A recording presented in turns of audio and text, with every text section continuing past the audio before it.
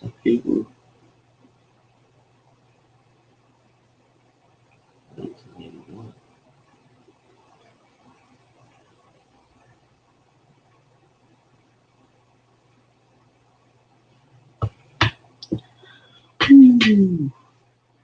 SW, Christopher Good and Wise You.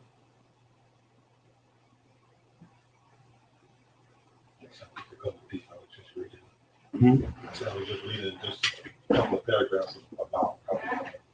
Yeah. So yeah, the guy Eddie Bernays, but you know they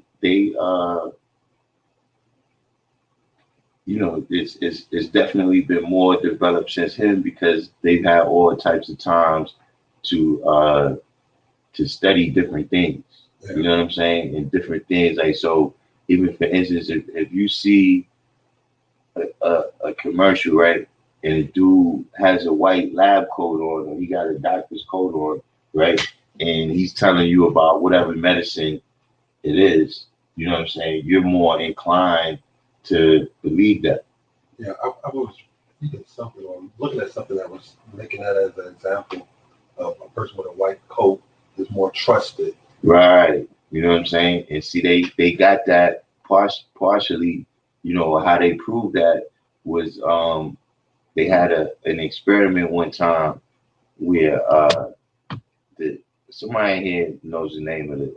If anybody in the room knows the name of this experiment, put it in the chat. But they had people come in, right? And you had like a button that you could press, and the button delivered a shot to a person who was in a room that you couldn't see. Yeah. You know what I'm saying? I heard about that. Right. You see what I'm saying? So, like I said, they've had time to experiment with different things. You know what I'm saying? Mm-hmm. You know, even in terms of you know, when it first started, you know, they mostly hitting grown people. Like this is how one of the ways how the roaring 20s and the whole kind of consumption market started developing. You know what I mean? The consumer type of market started developing in the 20s. But then over time, they realized that, you know, by using the characters, you know what I'm saying? Like Ronald McDonald, if you introduce people to a brand by a certain time, you know what I'm saying, in their life, like by a certain age, then you got that customer for life. You understand what I'm saying? Or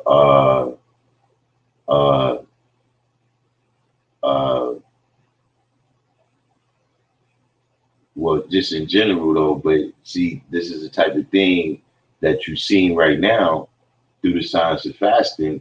You know what I'm saying? How many different ways they affecting you, you know what I'm saying, by you see the food commercials, you know what I mean? Now imagine how many people that don't have knowledge of that, right? That they not only responding to the commercial, but they responding to every time they see the brand.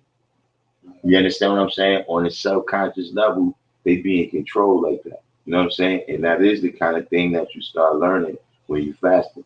You know, one of the most diabolical ones, in my opinion, that I found out about in terms of how they, yeah, I think it was the Milgram experiment. You got Young Dub and Just One came in. But one of the most diabolical ones that I seen is that, or that I heard about, is that when they, the characters on the cereal box, right, is designed so that they looking down, right? And the reason for that is so that little kids can feel like the character is making eye contact with Now I'm gonna look at them. something. Yeah, that's what I'm saying. These is all the different things that they doing.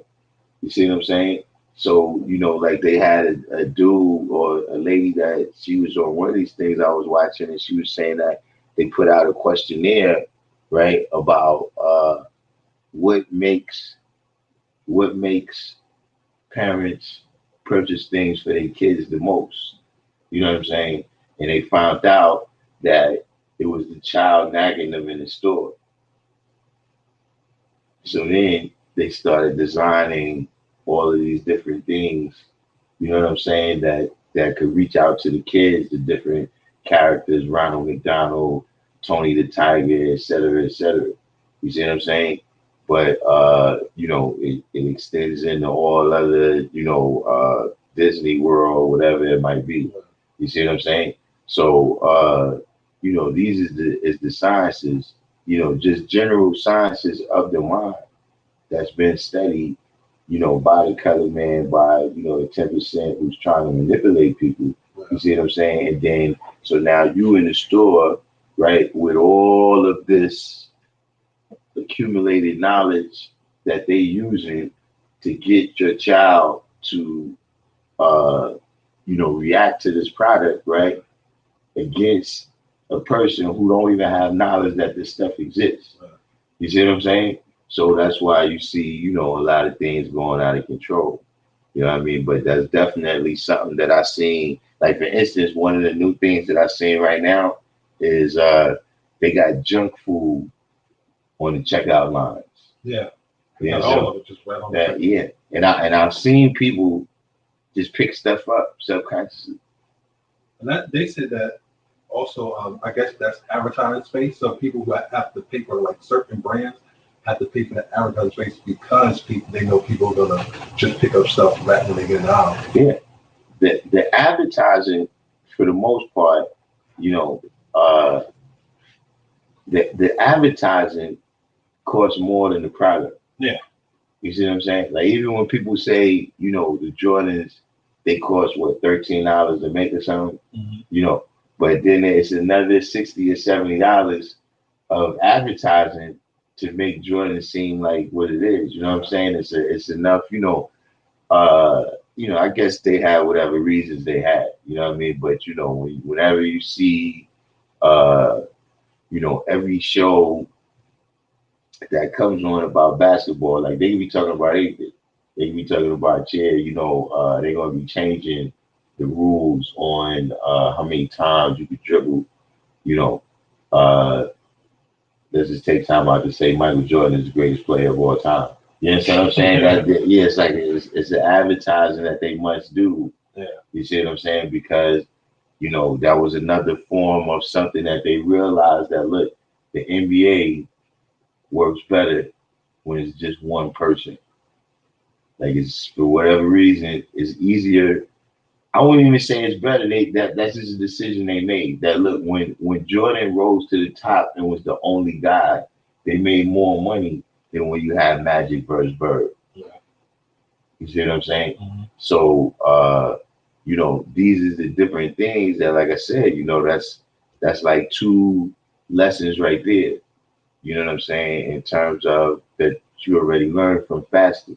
You know what I'm saying? Number one, how in your own mind, you know what I'm saying, you can see how on the first day, right, you reacting to your past patterns.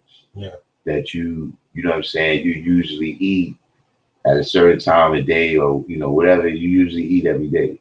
So that past pattern is kicking in the first day, right? So you hungry, but then by the second day, now you coasting, because you realize that, yeah, it's not really that. Yeah, You know what I'm saying? Yeah, that's what I was thinking. yeah, it's saying, I got this. Yeah. You see what I'm saying? But then you get to the third day, right? And the anticipation picks back up. You see what I'm saying? Yeah. To where, now time is passing slow. You know what I'm saying? Because you anticipate it. Yeah. You know what I'm saying? What's those things that the Muslims eat when the sun go down? Is it dates?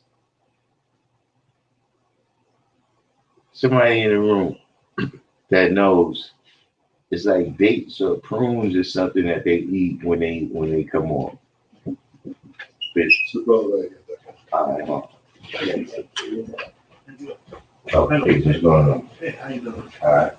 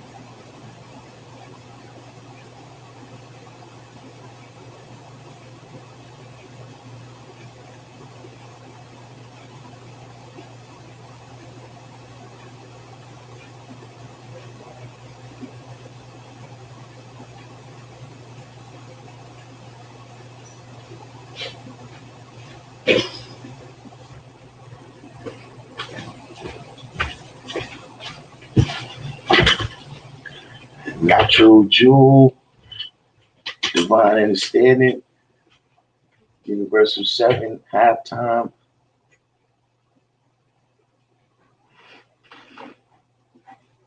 Yeah, so yeah, that's what I'm saying. They saying dates right here. But I seen people, some brothers break the fast on soup. You know what I'm saying? I seen brothers break their fast, like you were saying, on like salads and stuff, but this you already know that, but don't try to make up for the 3 days. You know what I'm saying? That's You're gonna be. I had, because I do clients like meal plans, and I have like usually my clients to do detox the first 2 days or whatever, and their body reacts differently to certain foods, and even when they get off of it, it's gonna react like so. Say if the first day or second day you start detoxing, you clean out your body, you're not eating, you're drinking water, like your body is not used to that, so they just start throwing up or having diarrhea, and it's just like it's crazy. Yeah, because that's another thing. Your stomach and everything shrinks. Yeah. You know what I'm saying? So yeah, if you go back there, you're gonna be frozen solid. You can't move if you try to eat too much. You know what I'm saying? But what did you get a chance to do any studying while you was on the fast? Studying, meaning? Like just reading and stuff like that. Yeah. What I realized is because I'm taking a course right now also in like marketing and stuff, and I realized that I got a lot more clarity. Like my mind seems less fogged. Like I'm able to pay attention, focus for a lot longer, and understand it a little bit clearer in the process of it. Yeah, those are the things that happen. It's not as common now. You know what I'm saying? Some brothers still keep up with it. You know what I'm saying? But in reality, at one time we used to fast 3 days before the rally every month. You see what I'm saying? So we're, like those benefits that you're getting from it. You understand what I'm saying? Like it's the one, some people they fast just to, that's a requirement. You know what I mean? So they go through with it. You know what I'm saying? But it's, benefits to it. You know what I mean? And then even in terms of different things. You know what I'm saying? Like now you fasted from food for 3 days. You know what I'm saying? It's other things that you might have to fast from. You understand what I mean? Where you could, you show and prove you master that for whatever period of time to get whatever benefits is from it. You know what I mean? It might be all this digital stuff, you know what I mean? The social media or something, you know what I mean? You might fast for 3 days or whatever it is, and see what you learn about yourself, what you learn about what that thing really is and what it was really doing for you. You understand what I'm saying? That even extend into, the cycles of addiction, you know what I'm saying? Where when, a person get a chance to, you know, abstain from it, then, they might be able to come in tune with what they was trying to cover up with it. You understand what I'm saying? Whereas, as long as they just in that mindset of going with that, you see what I'm saying? None of the things, none of the little signs, you know what I'm saying? Like you was just saying, they'll notice that, oh, it's when I see these particular people, all of a sudden, you know what I mean? They, just the regularity, this is what me and this person always do. You understand what I'm saying? Yeah. So when I see that person, then it triggers certain things in me. You see what I'm saying? You will have a chance to learn that, just like you seen that, is these food commercials. And you might not even notice those food commercials before, but that's how they want it to be. You understand what I'm saying? Where you don't even notice that this thing is drawing you in. Right. Yeah.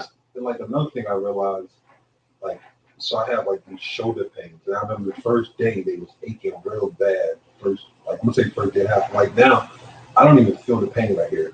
Like the pain, like usually it's like hurting. I'm usually like doing this right here, trying to get the cramp out or massaging it. But like today, it didn't feel no pain really. Like it was none. Well, a lot of that, physical stuff be uh, inflammation.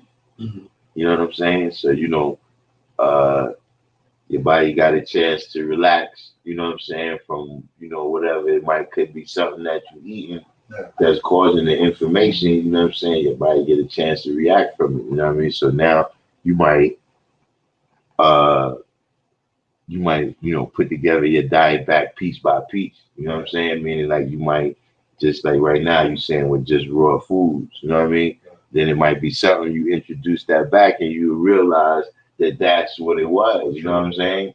Not necessarily that the thing was unhealthy, but just that's the way you react to it. You know what I'm saying? That's what I look at with a lot of things. All right, we got smell goods. Mr. 120 came in the room. Love came in.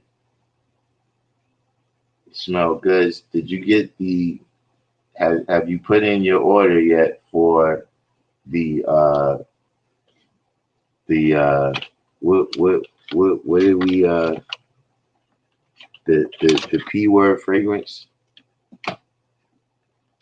You gotta do you have the P funk in the bottle yet? Smell goods. I don't know if was that. I don't think that was a class. No, that was a regular live. When I was just checking some stuff out. I didn't realize uh that uh Erica Badu is selling uh perfume that's apparently uh I don't know what's actually in it. I don't know what's actually in it, but it's supposed to smell like her vagina or something. Say what? Yeah. I don't know the whole Smell like hers or smell like vagina in general? hers particularly. She's selling it, and apparently it's sold out. You know what I'm saying? Is this a line for men or women? I don't know. That's what I've been trying to figure out. Listen, see, like mine's thinking like, 'cause that's the same question I had. Like, wait a minute, is this supposed to be?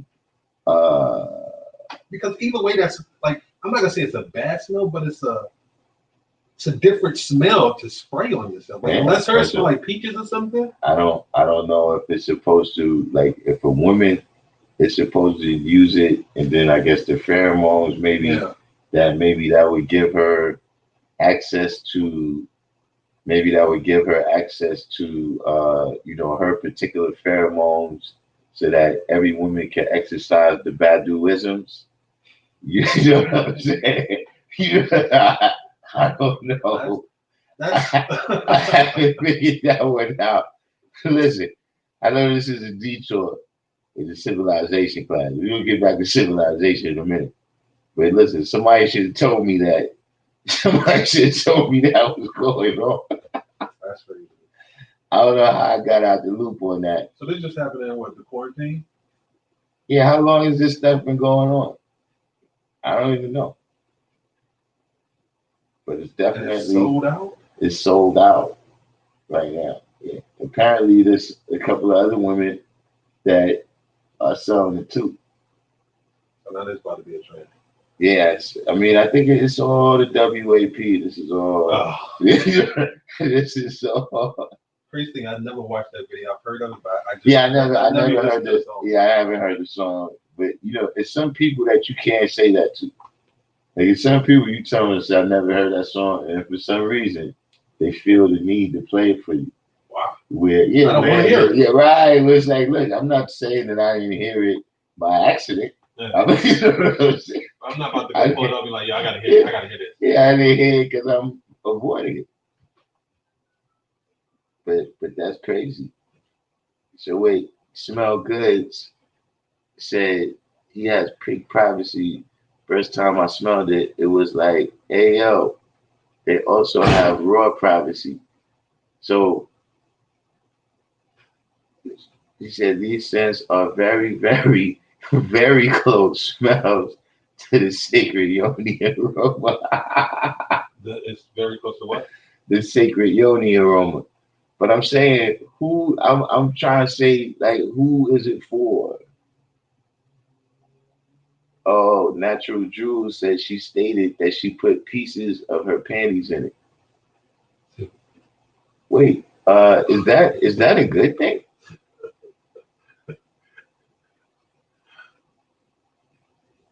That like the panties, like her panties is like this scent is embedded in her panties. Is that good? I don't know if that's good. Must be secret or something. Yeah, that's what I'm saying. That's pretty heavy. That's pretty heavy secretion right there. Or am I lacking some kind of knowledge?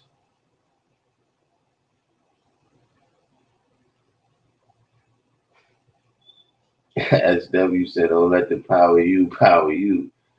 We have receipts of what hers do. Yeah, I don't know. There's uh yeah, SW. That sounds insanitary. Something not right Yeah. about that. Like That's what I'm thinking. I'm like, yo, this it's is a whole something not quarantine right. thing and all this. Like, It's something not right about your panties having that much. and people is Wait, buying it. listen. You can make a whole perfume out of how much is on your panties. Like, I don't know about that, man. Might have to go on WebMD and check that out, man. What that means. Mr. 120 says sounds like some witchcraft. I mean, I think that's pretty much what it is. You know, but it's I think they trying to take or not trying, but they're not looking at it from kind of the wicked perspective. They're not looking at it from the kind of wicked perspective that kind of we get, from Halloween and everything with the witches, and I think from what I understand, from seeing people dealing with what they call Wicca, you know what I'm saying? That's the religion where the women is witches and everything.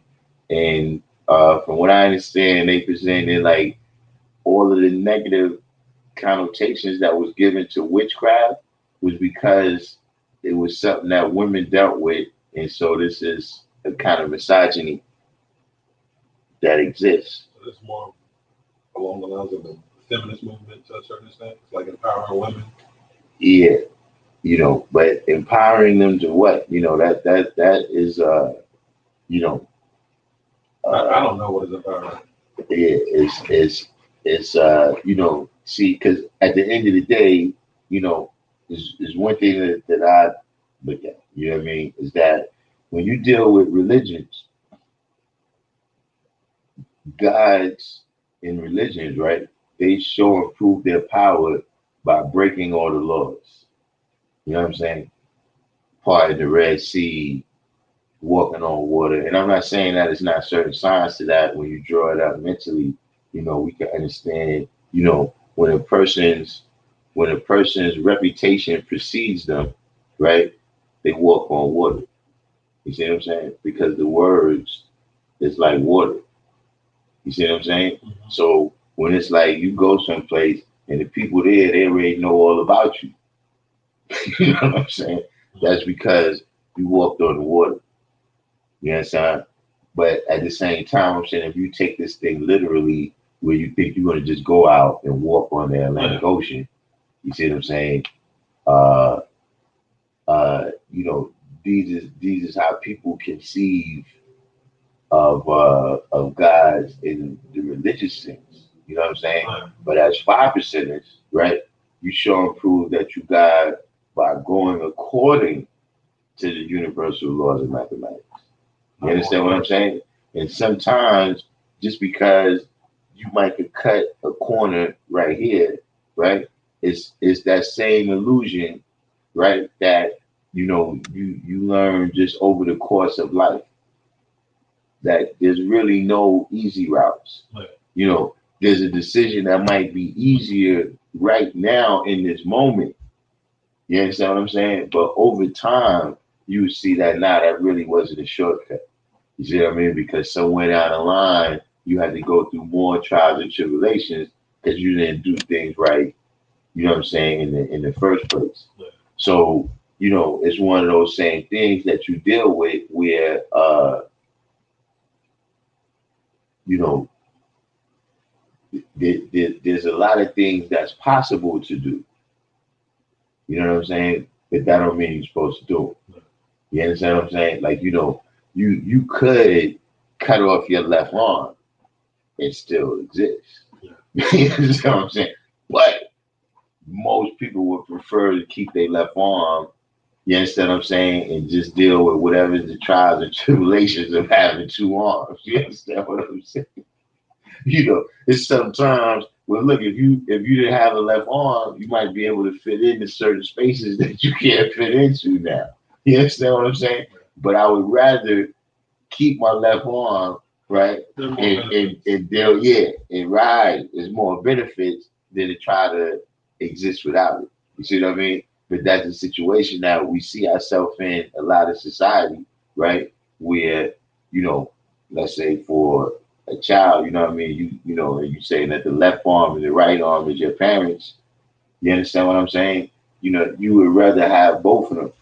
You see what I'm saying? But for whatever means of convenience, a lot of times, you see what I'm saying? They end up with one. Yeah, I think. Yeah, you know what I'm saying? But that's a lot of what's happening, and people mistake emergency situations, right? And what could possibly happen in an emergency, right? And kind of extrapolate that out to the right thing to do. You know what I'm saying? Like, in an emergency situation, meaning, let's say uh, somebody tries to break into a home and harm a family, you know what I'm saying? And the man in the family, you know what I'm saying, he defends the house, you know what I mean? And then whatever happens, you know what I mean? Maybe something happened to him in the midst of doing that. Maybe because the law don't understand, you know what I mean, he might end up getting locked. So now in that situation, can the child be raised by one parent? Yes, it's possible. In that emergency situation where it has to be done, you see what I'm saying? Yes, it can be done.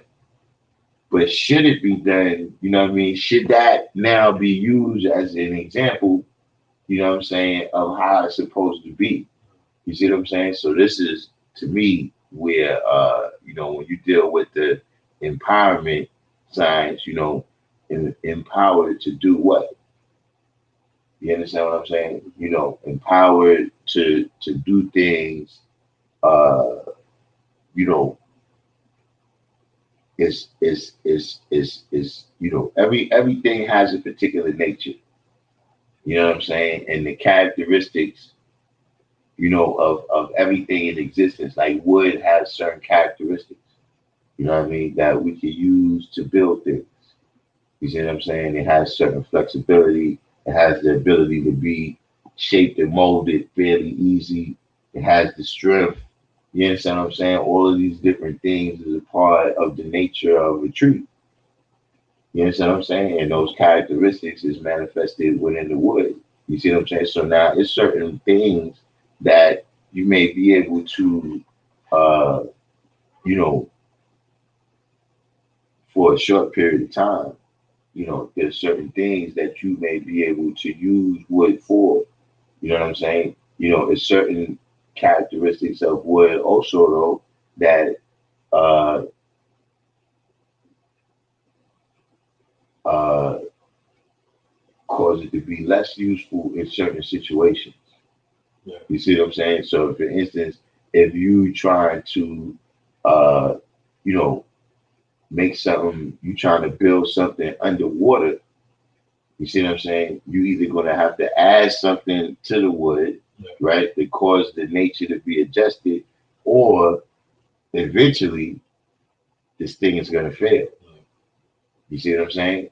So this is what I've seen where, in a lot of situations, feminism just kind of being a force of society. Peace, what's going on, man?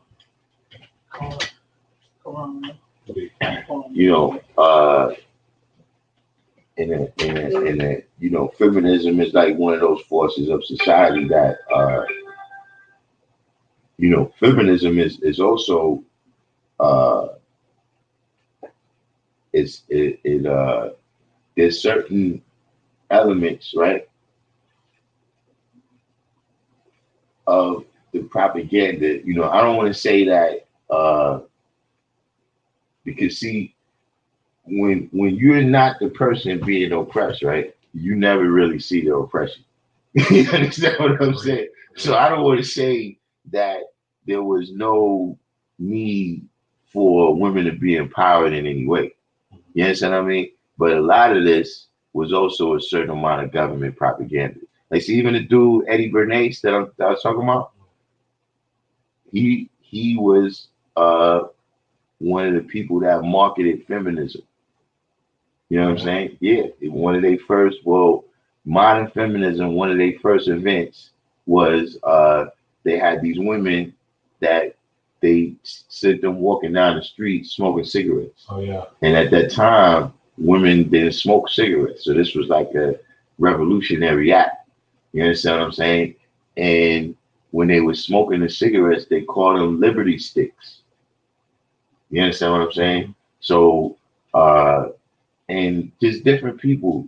Gloria Steinem used to work for the CIA. You know what I'm saying? And it was one of those magazines that she was the publisher, the editor, or something that was directed at teen girls that she used to write for. You understand what I'm saying? So, that's also an element of um, distraction. You know what I mean? Where you know dealing with the science of Yakub, right? Dissatisfied people can be manipulated in that way. You see what I'm saying? Just like Yakub came and found his 59,999 followers for the people who was dissatisfied at that time. You know what I'm saying? The reason why they was dissatisfied is because the benefits and the wisdom, everything of society, right, was being kept away from them. You see what I'm saying? So now you could easily sell this person that, look, we're going to get you something, right? From we're going to get you something from these people that you see as oppressing you. You understand what I'm saying? Yeah. So even to the modern time right now, you know, the propaganda, some of the propaganda that not just that movement, but uh most of the movements that you've seen that's been prevalent since the 1960s, right? Uh, they kind of propagandize the blueprint that the original man used. You see what I'm saying? So, um, one of the things that was done, especially, shout out to Thurgood Marshall and the brothers who was dealing with the legal side of things, was they was identifying the specific people in the specific institutions, right, that was being the kind of engines of oppression. Yeah. You understand what I'm saying? And so you could what would be the word, kind of like challenge these institutions. You understand what I'm saying? Like you identifying a particular enemy, you know what I mean, so that you can focus the attack on what you're trying to accomplish. You see what I'm saying? So that's what other movements have to do. You understand what I mean? Like that's part of the reason, whether you agree with them or not, right? You have to admit that they put extra sauce on how bad Trump is. Trump is a regular white dude, just like the rest of them. You understand what I'm saying? He came from the same place Joe Biden came from. So, but he becomes that person that, like I said, when you identifying the people who's the enemy of this freedom that you're trying to grant people. You see what I mean? So at that time, they identified Selma, Alabama, Bull Conduct, the education system, et cetera, et cetera. You understand what I mean? So for the feminist movement, right, they needed a person like that to focus on, or an institution like that to focus on. You see what I'm saying? Who's the actual people that's benefiting from this oppression? Who's the actual people that's being the purveyors of it? You see what I'm saying? So for the feminist movement, they identified men in general. You understand what I'm saying? And so, in my opinion, in that way, uh, the propaganda of the movement went left because, as the idea developed on and on and on, and the patriarchy became vilified, right? For the most part, right now this year, because of different things that have been happening, uh, this year, white supremacy is kind of back in vogue. You understand what I'm saying? But up until this year, it was the patriarchy that they was being against.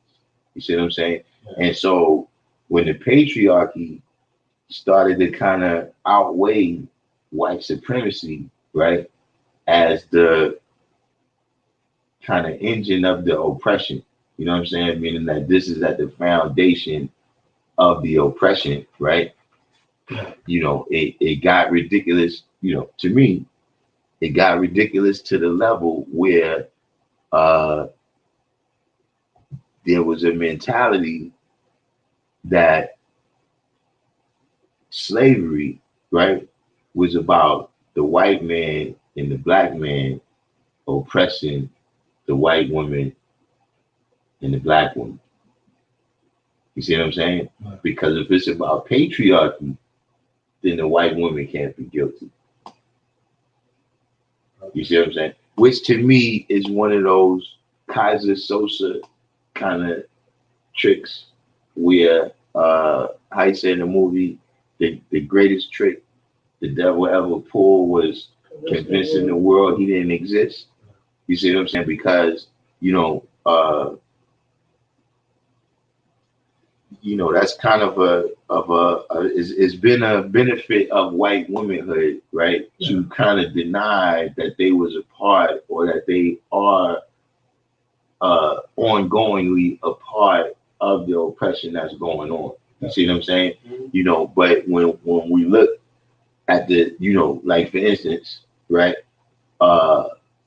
When we see those pictures, right? Yeah, the intersectionality, that's what they call it. Mr. 120, that actually is the term. I just heard that term a couple years ago from my daughters. You got to learn from the children, or you won't know what's going on right now. You know what I'm saying? But it's called intersectionality. Yeah, the intersectionality, meaning the intersection of all different forms of oppression intersect in the patriarchy. You see what I'm saying? So if it's anti-gay, anti-Jewish, so to a certain extent, anti-women, like toxic masculinity to a certain extent, like when they quote that. Well, yeah, the toxic masculinity is, that's the patriarchy. Yeah. Is full of toxic masculinity. Yeah. So now the goal is to adjust the patriarchy or turn it into a matriarchy. But they're not adjusting. All they're doing is demonizing us instead of. I mean, well, like I said, that's what had to be done. You see what I mean? Just like, look, because see those statues that they talk about ripping down? Those statues was put up in order to, uh, you know, glorify certain, races, people that were slave owners, et cetera, et cetera. So, like you said, now when the truth come out about them, then it vilifies them. You see what I'm saying? So using that same pattern, they have to look for who to vilify, and they decided to vilify men. You understand? I'm talking about the the the the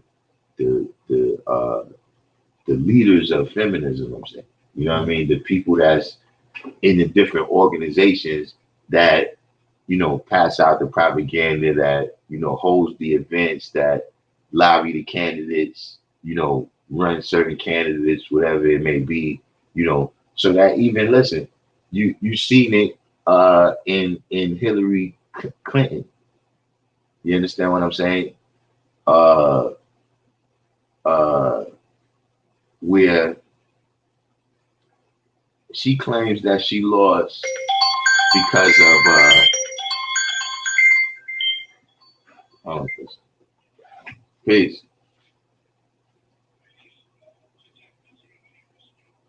Nah, not yet. But matter of fact, I'm gonna hit you back like knowledge. All right, peace. Um, what was I saying? I should not answer that phone. I know we're talking about feminism. I know I was on the point of they had to vilify men in general, and inherently that's one of the issues, right? Is that see, because for instance, right now you got a whole other movement because there's a difference between black feminism and white feminism. You see what I'm saying? And of at the root of the differences between black feminism and white feminism, right, is that they just have different goals. You understand what I'm saying? Mm-hmm. So even there's been a split to where certain black women, they aren't feminists anymore, they're womanists. There's a difference. I understand. Yeah, I understand the difference. See, What's but the difference? well, they just got different issues. See, like from the very beginning, right? Feminism started. It's like when you go to social studies class in New York, right? That's like part of the state history. Is that feminism started? It was some white women in upstate New York, like somewhere. Uh, it's not Buffalo. It's a city that's fairly known, right? But it was some white women up there that started having a meeting, and see, their real goal was that uh they might have money for whatever reason. You know what I'm saying? Like they might have money because their parents was rich. You know what I'm saying? Or they might have money because their their husband died or whatever and left them with the money, right? But then they was limited in what they could do. You understand what I'm saying? They still had to, have a husband.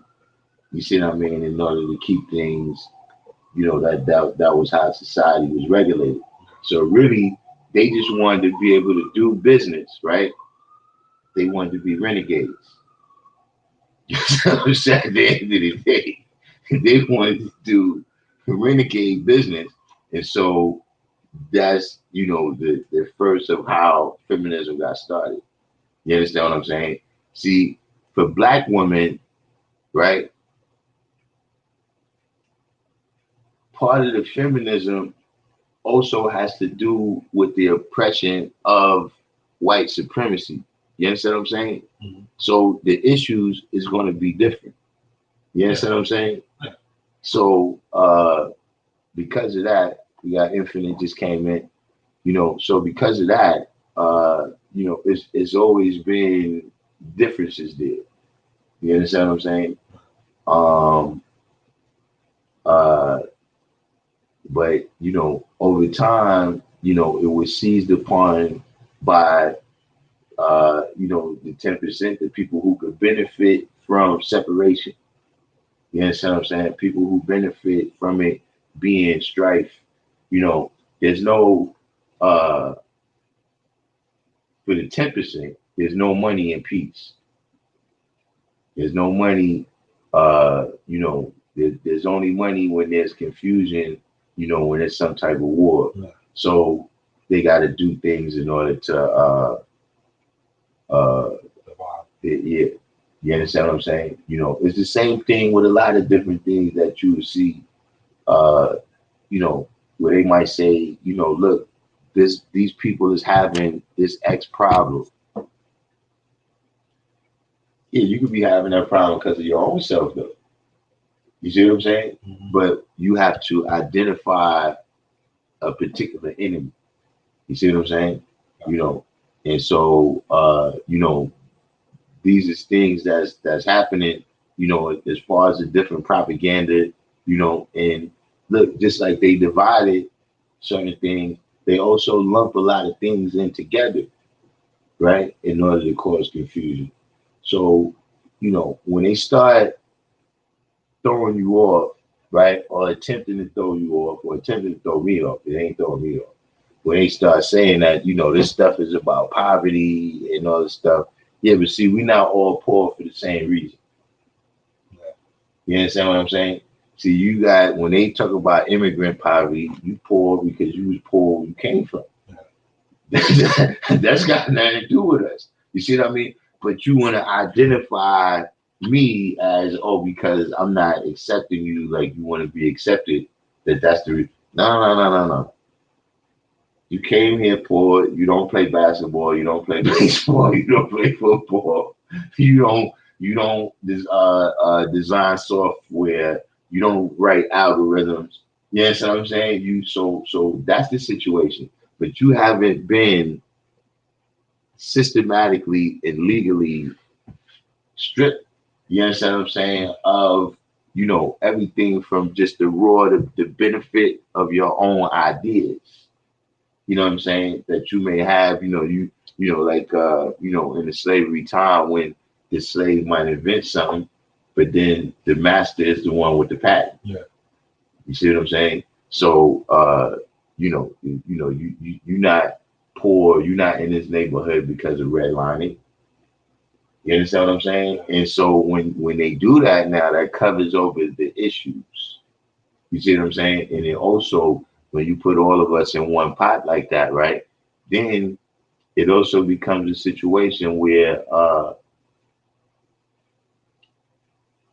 everybody else can kind of claim that it's their turn.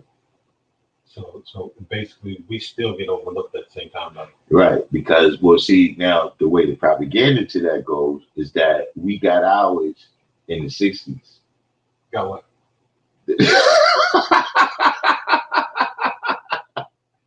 Precisely. But they feel like, we achieved our salvation. Like if you listen to the you read their literature, they'll tell you that, look, we want to be able to gain our measure of civil rights, right? Like the black man did in the 60s. What civil right did we gain? This is the $64,000 question. You understand what I'm saying? Yeah, so but you gotta realize that the people that they have this conversation with, right, is the people who benefited. You understand what I mean? Like when you were in the forum and you talking to Tavis Smiley, you understand what I'm saying? Then or even I seen it recently. It was something I was reading where it was in the news where it was a backlash against Oprah Winfrey speaking on white supremacy. You understand what I mean? Because the person who was writing it was like, you saying it's white supremacy, but you got billions of dollars, and I don't have that in my bank account. So, even if it is white supremacy, do you really have a right to be talking about it? You understand what I'm saying? So this is what happens. Like I always say, this is the difference between Charles Barkley and LeBron James. You see what I'm saying? Is that even though, LeBron James, um, he benefits, what I'm saying, from the riches in society, all the different propaganda that we speaking on that make sports seem so important. Not that some people don't enjoy it, just watching, but I'm saying the propaganda that makes it seem so important. Yes, I mean he benefits from that. You know what I'm saying? He benefits from that and selling the sneakers and all the different things. But at the same time, he got a perspective, right? Because he grew up in the same condition. He can look back out there at what's going on and realize that, if it wasn't for me throwing this ball in this hoop, I would be one of those people. You understand what I'm saying? But they try to compare that to everybody else.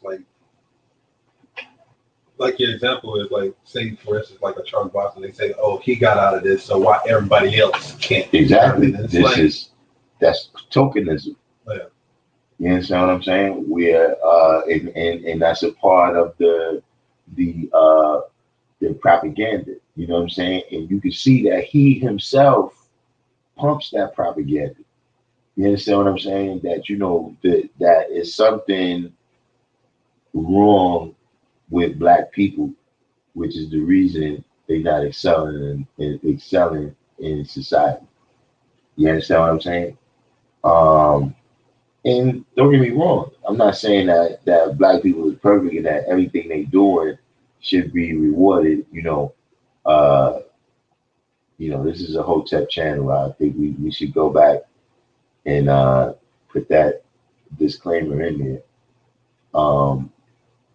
So many of the views that you've been hearing over the last few minutes may or may not reflect the true views of the Random Jews Network. But uh,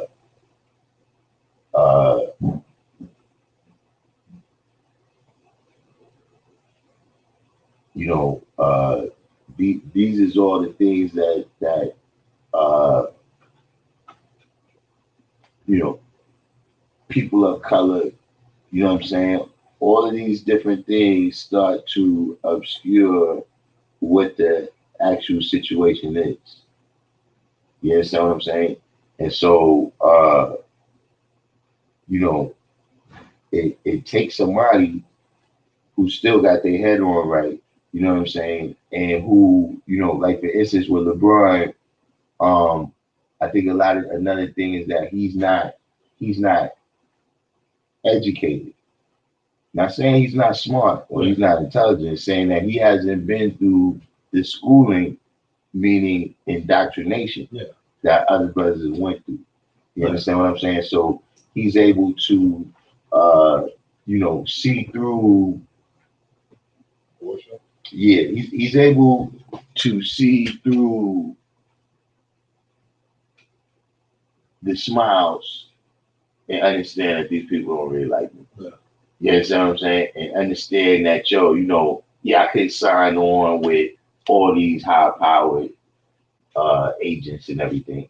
You understand what I mean? Or me and my mans could do this that I grew up with. You understand what I mean? Like if you just look at the characteristics, now I don't know everything individual about their style. They could be, jerks or whatever. I don't know. You understand what I mean? But I'm just talking about the pattern in which he does things. You know what I'm saying? Like when he first came out, and announced that, his dudes was going to be running his business and everything. I remember Magic Johnson speaking down on that. When he was like, yeah, it's all good with your friends right now, but if this happens, what are they gonna be able to do? Or after you retire, you're not famous no more. You understand what I mean? But he showed and proved all of them to be wrong. Yeah. You know what I mean? He showed and proved that he ended up with more power, you know what I'm saying, than all of them. Like Magic Johnson, you thought you had that job and they fired you. You understand what I'm saying? Whereas LeBron James has changed the whole college system now. You understand what I mean? And how things work and how they don't work. It's like it's kind of like the agenda they push that like you shouldn't work with friends or bring them into business or bring family into business. You know what I mean? Like what's the saying they say? When you bring family into business, it kind of messes up the business. But it's like, so who do I build with? So I build with somebody outside of my family instead of building with someone that's close to me, that understands me and that I can trust. You know what I mean? Like, why not build with these people and give them the knowledge that they need so we all can grow? Because if we all eating and everybody is doing good, there's no reason for nobody else to dislike everybody else in the group. You know what I mean? If everybody, maybe they're not at LeBron level, but each one of them is doing well in life. You know what I mean? So there's no reason for them to be having any animosity towards him because we're all doing well. You know what I mean? But instead they will say, oh, you shouldn't bring your friends along, leave them there. But now they pissed off. They don't, you know what I mean? You can't even go back to your neighborhood. You can't even deal with those guys. Why? Because you didn't help them out. Like his ideology on things is good because he's willing to empower the people that are around that he grew up with, that he trusts. Hey, let's eat all together. You know what I mean? And that's the best way instead of. Well, you gotta remember that there's propaganda for each level of the game. You understand what I'm saying? Like for the top class of people, you know what I'm saying, as far as socioeconomic, right? For the top class of people, they only deal with families and friends. Yeah. You understand what I'm saying? To the point where they inbreed, you know what I'm saying? They marry their own family because they don't want, nothing to mess up, you know what I mean, for everything to be in the bloodline, you know what I mean? Now for people that come down, especially now when you get to the other extreme, you get to the bottom, because of the conditions that they've been kept in, right, it becomes a bad idea. You see what I'm saying? So that's like a propaganda for the people out there at the bottom because, that's the most thing that the people at the top fear is unification of all the people, that's on all the other levels. You know what I'm saying? If you only 1% of the population, you know what I'm saying? You gotta realize they taking their military, the people who protect them, the people that, make all their businesses go, they taking them from the bottom percent of people. You see what I'm saying? So if you have unification at the bottom, that includes them. You see what I'm saying? So, they've done many things to kind of sow the division and the separation between people, even in the terms of, what they call like individuality, you know what I'm saying? But, all of that is also kind of facilitated by the socio-economic kind of status, you know what I'm saying? Meaning that, in the 1700s to 1800s, right? Farming is an endeavor where you need a lot of people to do a lot of work. So at that time, the extended family was favored. You know what I'm saying? Anything that broke families apart, this is going to be illegal. You understand what I'm saying? Now, once you got the Industrial Revolution, right, you needed less people to do a lot of work because they got the machines to assist them. So now we don't want the extended family no more. We need just the nuclear family. You understand what I'm saying? See, now in modern times, since you had the digital revolution, you got one person that can press enter in India, right, and cause stuff to happen all around the world. You see what I'm saying? So now they really do things that is kind of anti-family. You understand what I'm saying? To the extent that the Hatfields and the McCoys, you know what I'm talking about? That was these white people And then like they had like a family feud that went from like the late like the Civil War all the way up to like the early 1900s. You know what I'm saying? And that was one of the things with that war is that the two families were so big that the law enforcement couldn't really stop the feud. You understand what I'm saying? And even to the point where a lot of the law enforcement, the judges, was a part of these families. You understand what I'm saying? So that was one of the things that kind of happened in the 20s, in the 30s, right, in the 40s in America, right, is that uh, the country needed to adjust the loyalty of all the people. You understand what I'm saying? They needed to see because before that time, people was loyal to family, people was loyal to their church. You understand what I'm saying? So in certain sections, whoever was the priest over there is more powerful than the mayor. Just like right now, if you go in the Hasidic Jewish community, right, the rabbis is more powerful than the mayor or the president. If the rabbi says, don't do this, right, or do this, that's how it's going to go. They're not going to listen to whatever is the city ordinance or whatever is the new law that was just passed. You understand what I'm saying? But you can't run the kind of endeavor that America is right now, right, without everybody being on board. You know what I'm saying? Everybody got to play their position. You see what I'm saying? So in order to do that, uh, we all got to be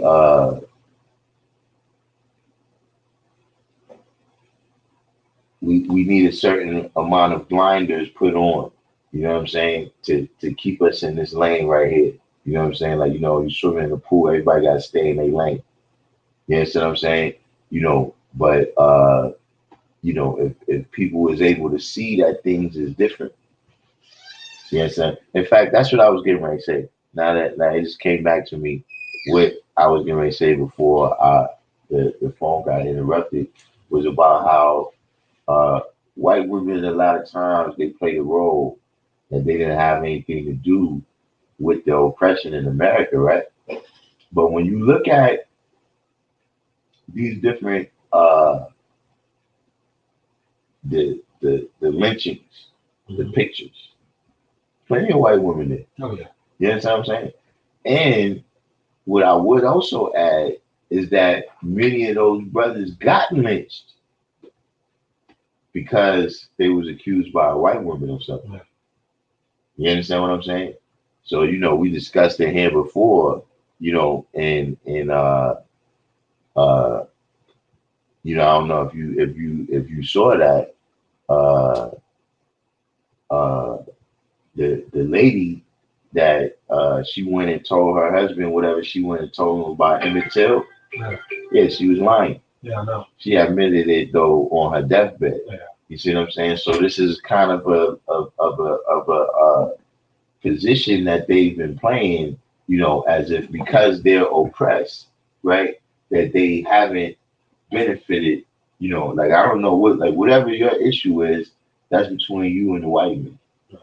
You understand what I'm saying? But they always benefited because there's a I got it written down somewhere. There's an act that happened back in the slavery days where how they was like killing mixed people, like how the slave owner would have sex with one of the slaves and have kids with them, and so many deaths was happening because the women was purposely killing the babies, and they had this act where the women couldn't be penalized for that.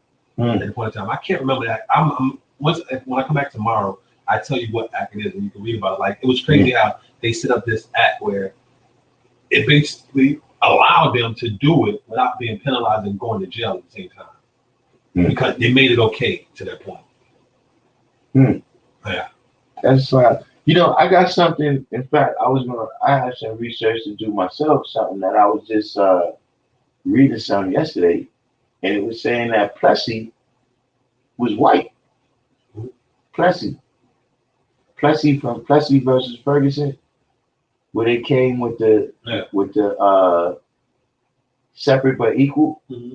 They said Plessy was like, like they had some like a black person in their ancestry, but that because what's white and what's black is kind of different from place to place. Yeah. You know what I'm saying? Like in other places, black means you're not no mixture.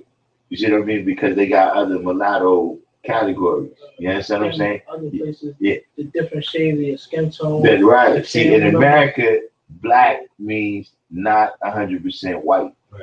You understand what I'm saying? But in America, black is black is anything not 100% white. But they were saying that Plessy was like they was like 7/8 white or something. You know what I'm saying? But that's something I gotta research, man. I didn't know that. You know what I'm saying? But it does kind of make sense, because uh,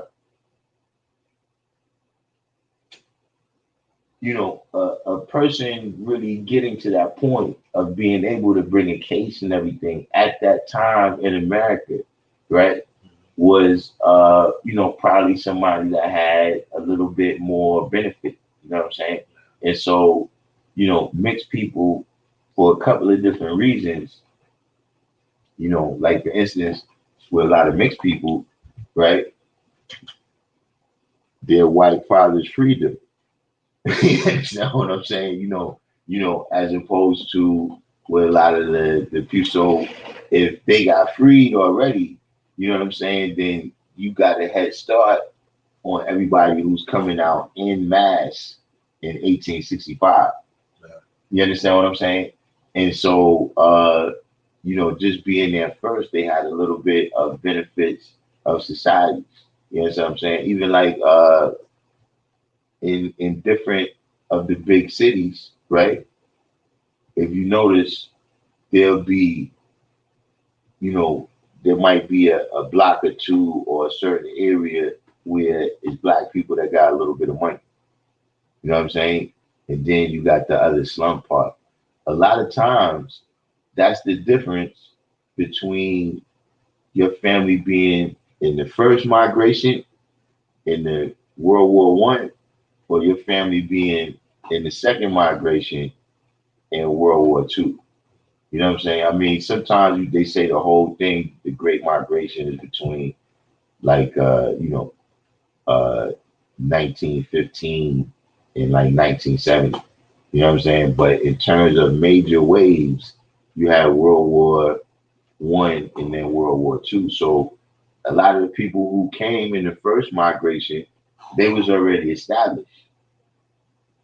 You understand what I'm saying? And they was already by that time they was city people. You understand what I'm saying? They was used to what's going on. And a lot of the brothers who just came up, they were seen as like, country bumpkins. You understand what I'm saying? So just like I said with the propaganda, which sometimes we absorb the propaganda of hating us more than the people that is meant for. You understand what I'm saying? These people that was in the first migration didn't want to be affiliated with their country cousins that was just coming. You see what I'm saying? So they didn't invite them in to the community like how you were saying, where, other immigrants, that's what they do. You know what I'm saying? If you get off the boat and you Chinese, they come over here. Right. Nah, come down Canal Street. Look, here's my card. Come see me over here. I got you. You understand what I'm saying? If you Italian, yeah, come over here by the Bowery. We got you. You understand what I'm saying? But for the brothers and sisters, they didn't do that. So that's why, like you said, we don't have kind of a strong, other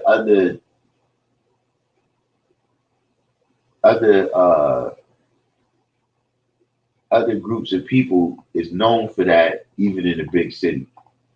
See, for black people, we known for that down south. You understand what I'm saying? In the older times, but in the cities, We're not known for that. That's Yes. true. Yeah. When I think about it, like being like that is true. Yeah. You see what I'm saying? Even in the crime world, other people call their organizations families. You know what I'm saying? So these is so like I was saying, get back to with Charles Barkley, these are some of the things that I'm saying that yeah, we could make an improvement, but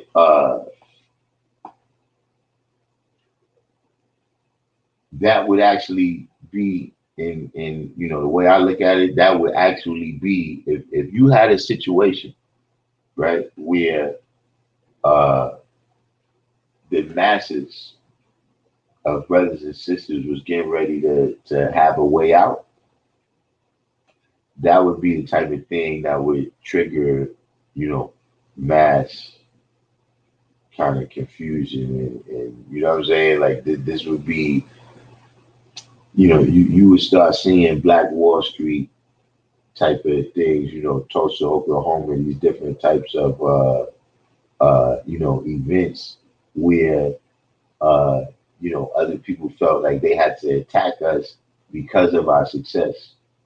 You understand what I'm saying? But yeah, that's something that I was gonna research. That's something that I was gonna research because I never, but I hadn't done all that much research on it before. That's just something that I heard, recently. But you know, that's the way the history went down. You know what I'm saying? In terms of, even to this day right now, when you look back and they say, yo, who was the first doctors, who was the first lawyers, I'm talking about Black. A lot of times when you look at it, they mix people. You understand what I'm saying? Because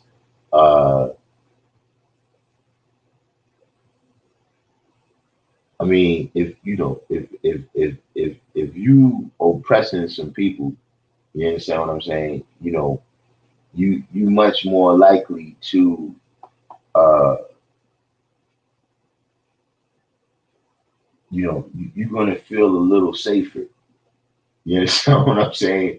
With somebody that got a little of you in them, Yeah.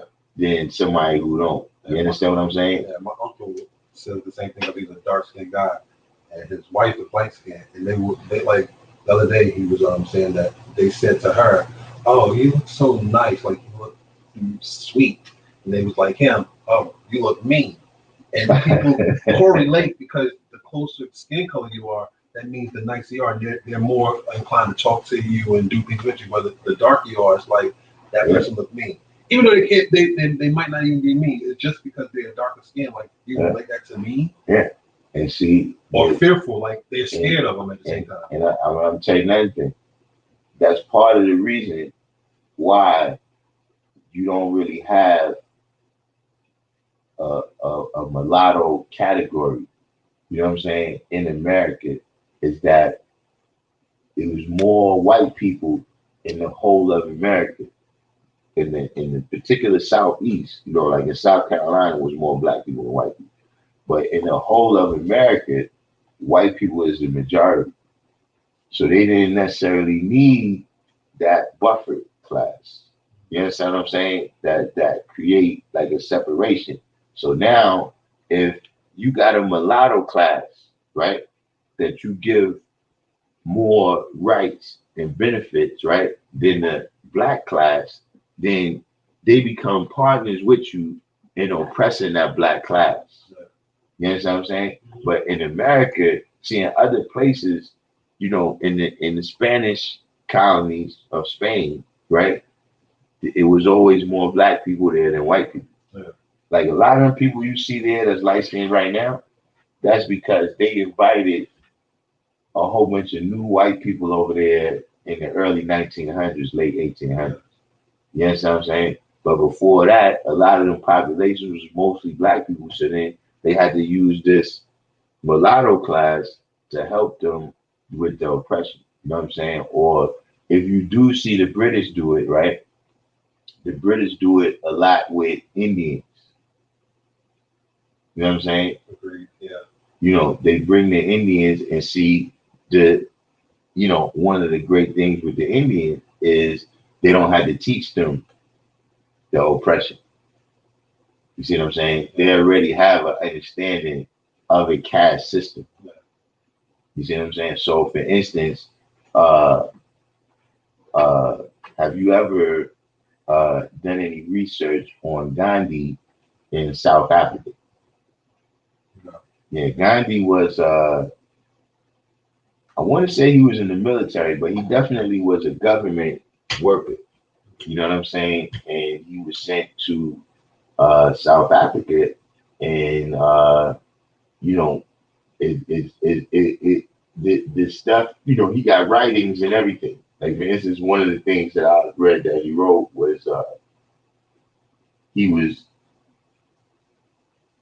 like lobbying the government or the governor or whatever, saying that, listen, uh, I don't like how you're giving us the same treatment that the blacks get. You know what I'm saying? Like, I can understand why you're doing that to them. They savage, but we Indians. You understand what I'm saying? So, I'm sure Martin Luther King and these brothers, if they knew that aspect, he would have not, because that's how we know him a lot. You understand what I'm saying? Is through, the history of Martin Luther King, saying that, that's where he got a lot of his that right. You understand what I mean? But when you look at the totality of what he was about, you understand what I'm saying? And understanding that, okay, now these are the same people that they put all over. You know what I'm saying? So that's one of the issues with a lot of the rulers, and I'm not saying that they don't have a lot of negative characteristics, but when you see a lot of the leaders in Africa that they put out a lot of negativity about, one of the reasons they don't like them, because a lot of times the leaders that they say they like is doing the same things. You know what I mean? In terms of oppressing the people or whatever. But the difference will be some of them kicked out your your uh your cushion. You understand what I'm saying? Meaning that you have a lot of places where, okay, the British, they supposedly left, right?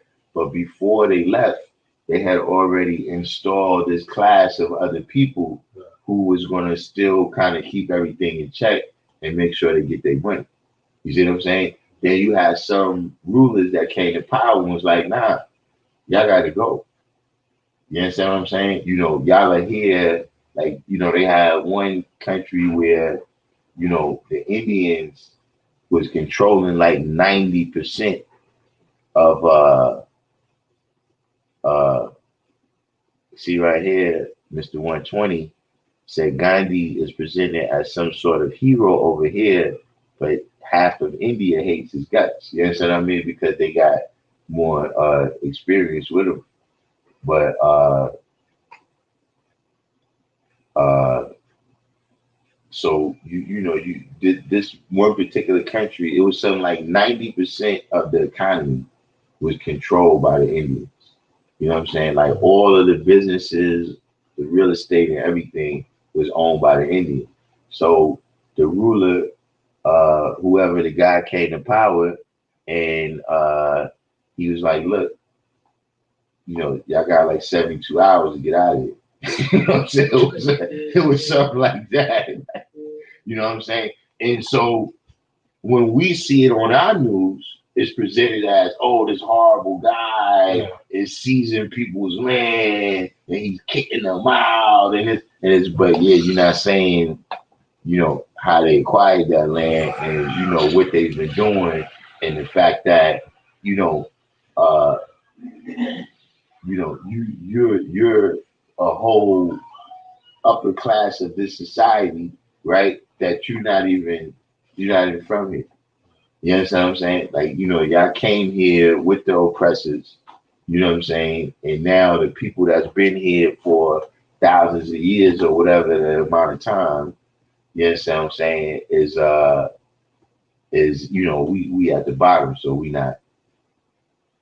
You see what I'm saying? Which is, like I said, that's the issue for whoever's the 10% in the place, is that you only 10%. So if the 85% ever unify, like they unify when they come together and vote for whoever this ruler is that kicks them out, that's what's the most dangerous to them. You know what I'm saying? Right. Idi Amin was one of the people that threw them out. There's been some other people too. Mugabe, Mugabe threw them out, but Mugabe threw out a lot of colored people too.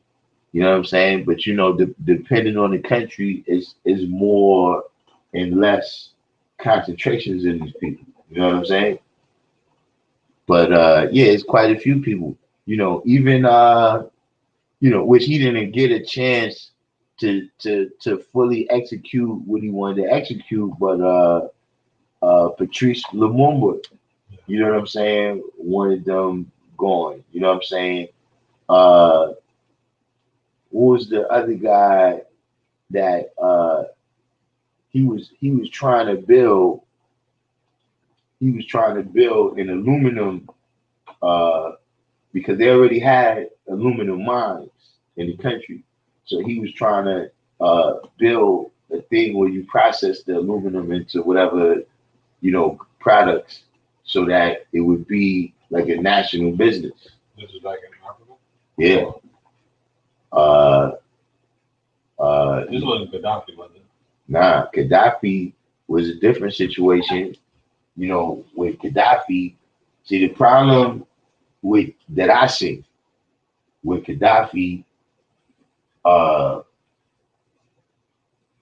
Castro, and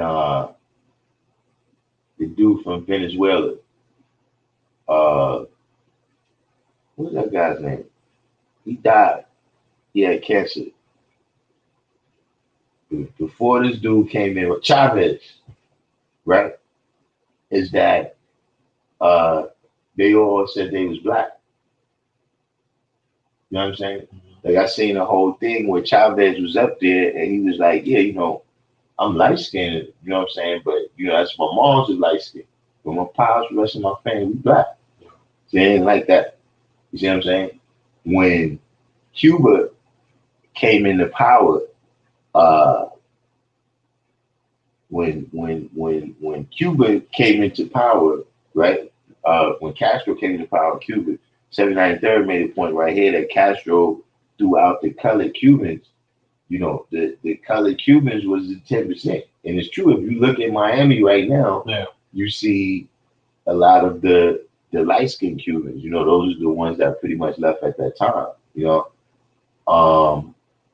But when Castro started getting his money, meaning, when he came to power and now he's getting these guns and he's getting the guns and the the financial aid or whatever, right? He sent troops to Africa to help them get liberated. He sent some to like Central America and other Spanish countries too, but he sent them to Africa first. You understand what I'm saying? So, they're not going to be feeling that. You see what I'm saying? And the same thing with what's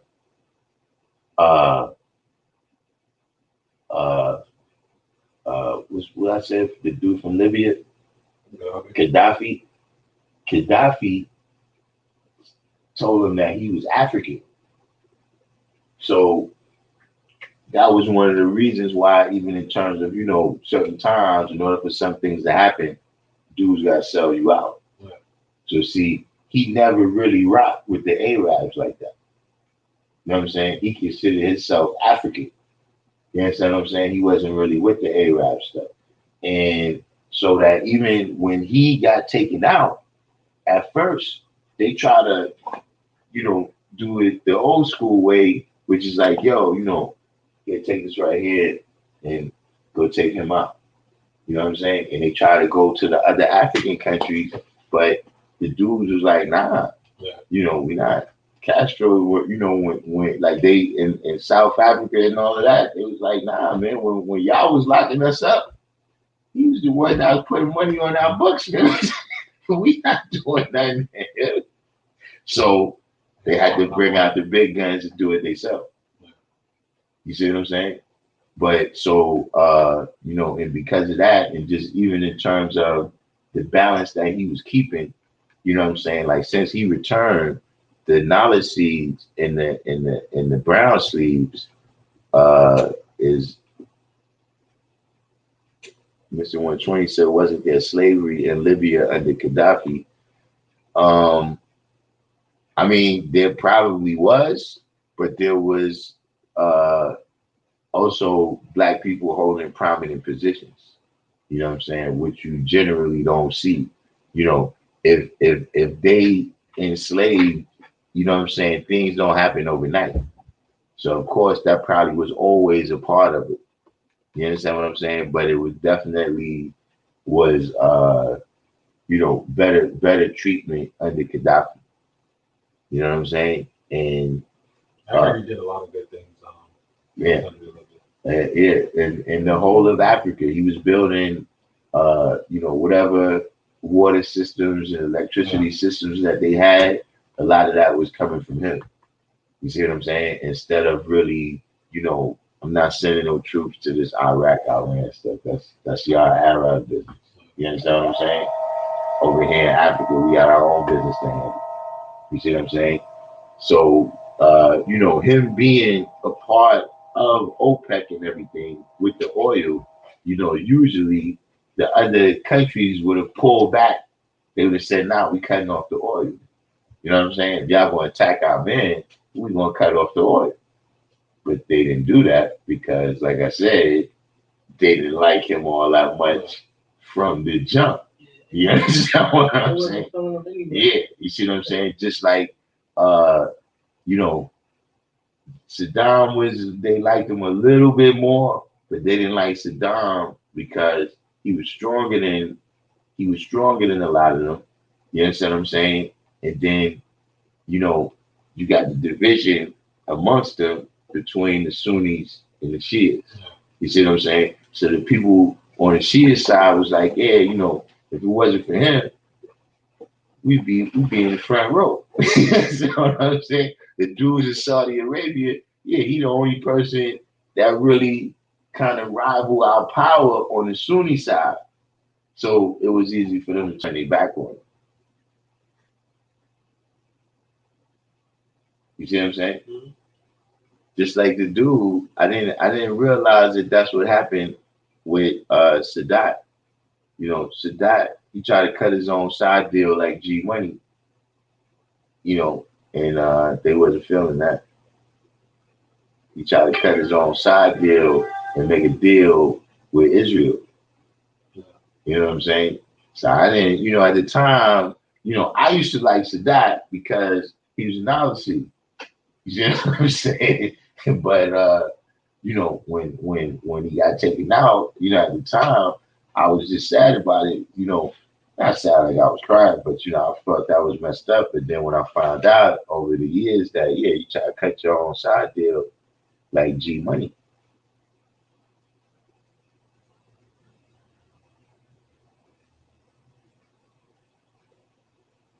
Oh man, we already an hour and a half in. So Karan, what's the deal? What's been going on with you? You've been in terms of your studies. I got up to the point, like the chapter the air with the I was reading the Righteous Way book. The Righteous Way book. All right, that's who's the author of that? That's Star Mel. Right. And so, what you getting from that? I haven't read Star Mel's book yet. I read some excerpts.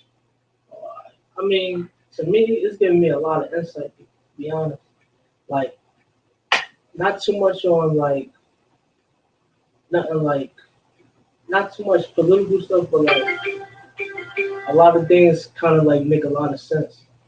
Like I was reading, I forgot what chapter it was, but he was saying in the book like sometimes like our mindsets sometimes be able like it'd be how can I say it? It's like worse than your worst enemy because you can't free yourself from it.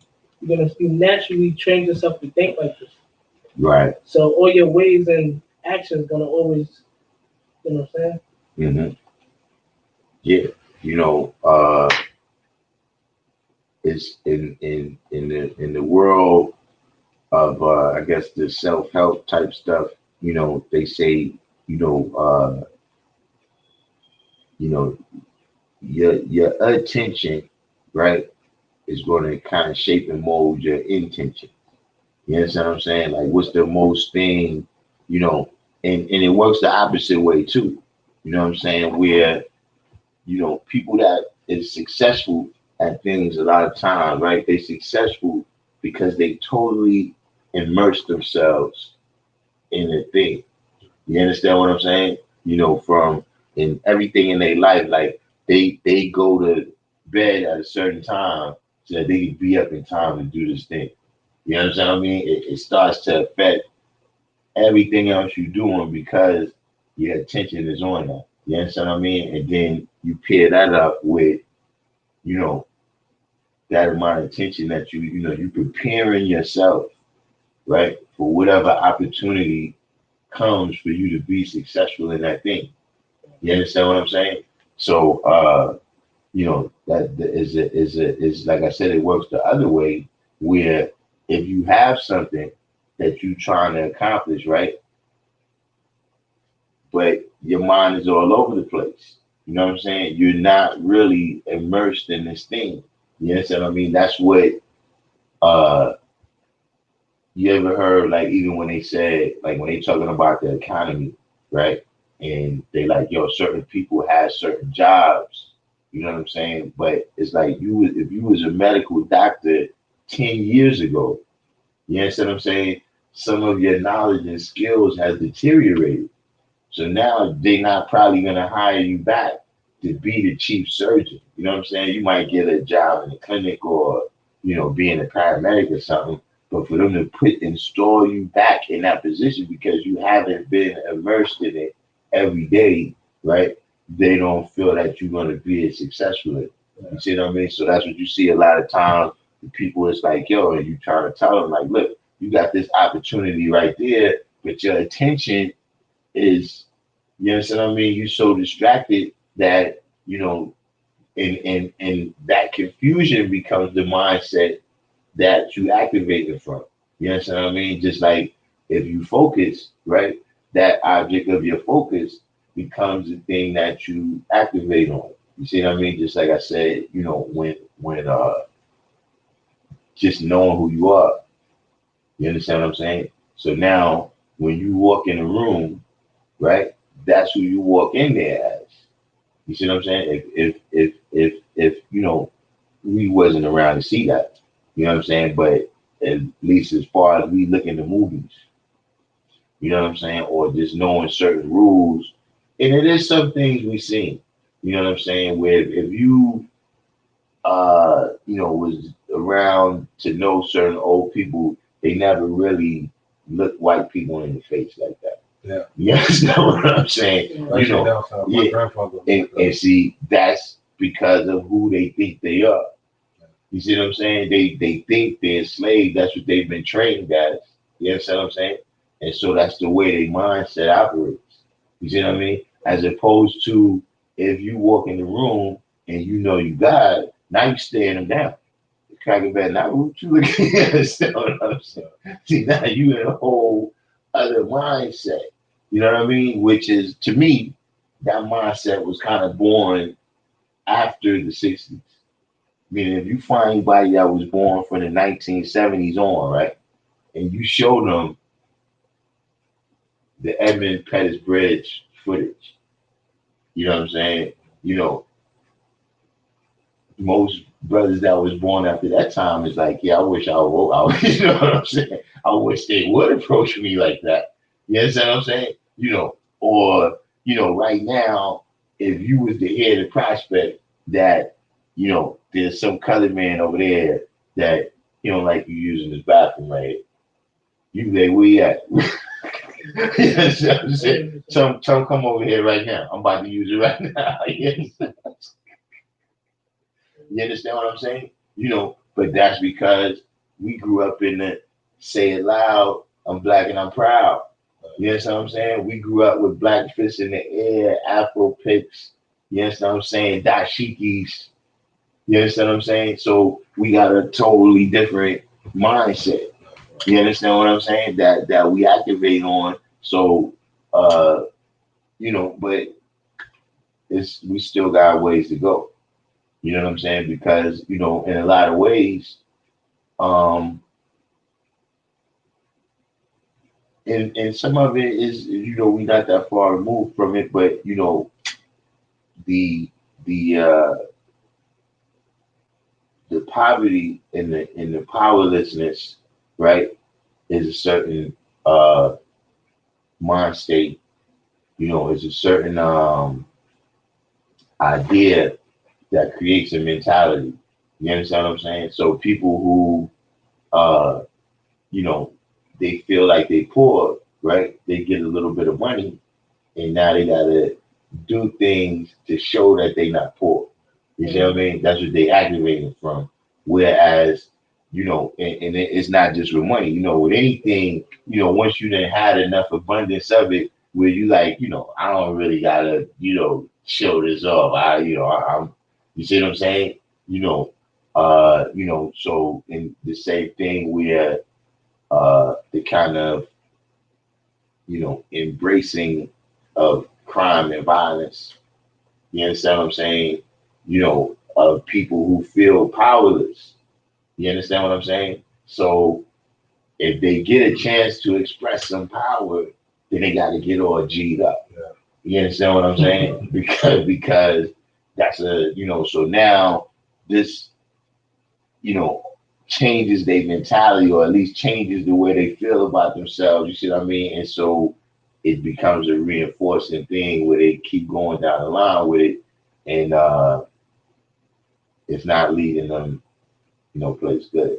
You understand what I'm saying? Even to the terms of, you know, uh, and it's their money. They do what they want to do. You understand what I'm saying? But you will see a lot of people, right? That they'll have a lot of money, right? And they will come together to throw that money away. But they won't come together to really, you know what I'm saying? Yeah. Like you will see a picture with, uh, you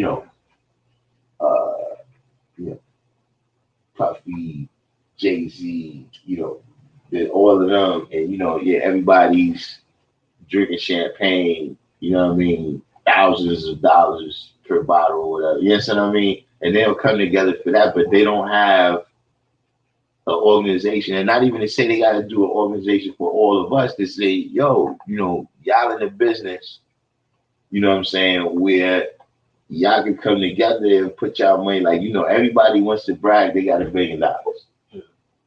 You understand what I'm saying? But at the end of the day, and that's another thing that, personally I don't like about black people is that it's too much vicarious living. You know what I'm saying? Like when you have two people getting in an argument with each other, right? About two other people and who got the most money between those two other people. Yeah. You know what I'm saying? Yeah, it's like, one person is on Jay-Z's side and the other person is on Dr. Dre's side, and they argue with each other about money. Yeah, who got the most weight. We've crossed the line. You know what I'm saying?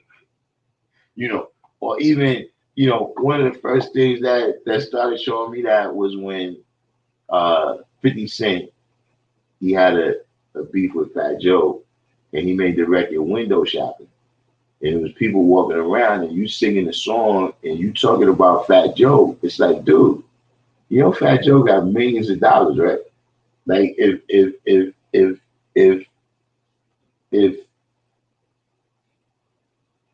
you a window shopper to both of them. You understand what I'm saying? You understand what I'm saying? Yeah. Like the amount of money that 50 Cent has more than Fat Joe is less than the amount of money that Fat Joe has over you. You understand what I'm saying? Like you still talk about them, but that you could jump into that and not understand that at the end of the day, if he's saying that about Fat Joe, saying about you too.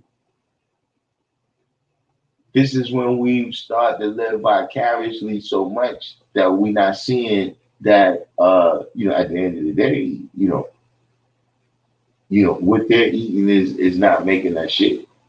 And then we try to do that though. Like once that song came out, people didn't want to window shop no more, so they had to go in the store and buy something. You understand what I'm saying? So basically you just consuming stuff just because. Right. Like I said, because you feel poor, right? You got to show and prove to everybody that you're not. You understand what I'm saying? Yeah. Whatever level you on, people try to show and prove to get to the next level. And it goes good and bad.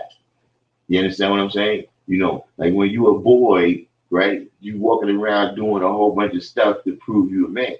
You understand what I'm saying? Any limitation people try to put on you, you understand what I mean? You want to stay out just a little bit later. You understand what I'm saying? Whatever it is.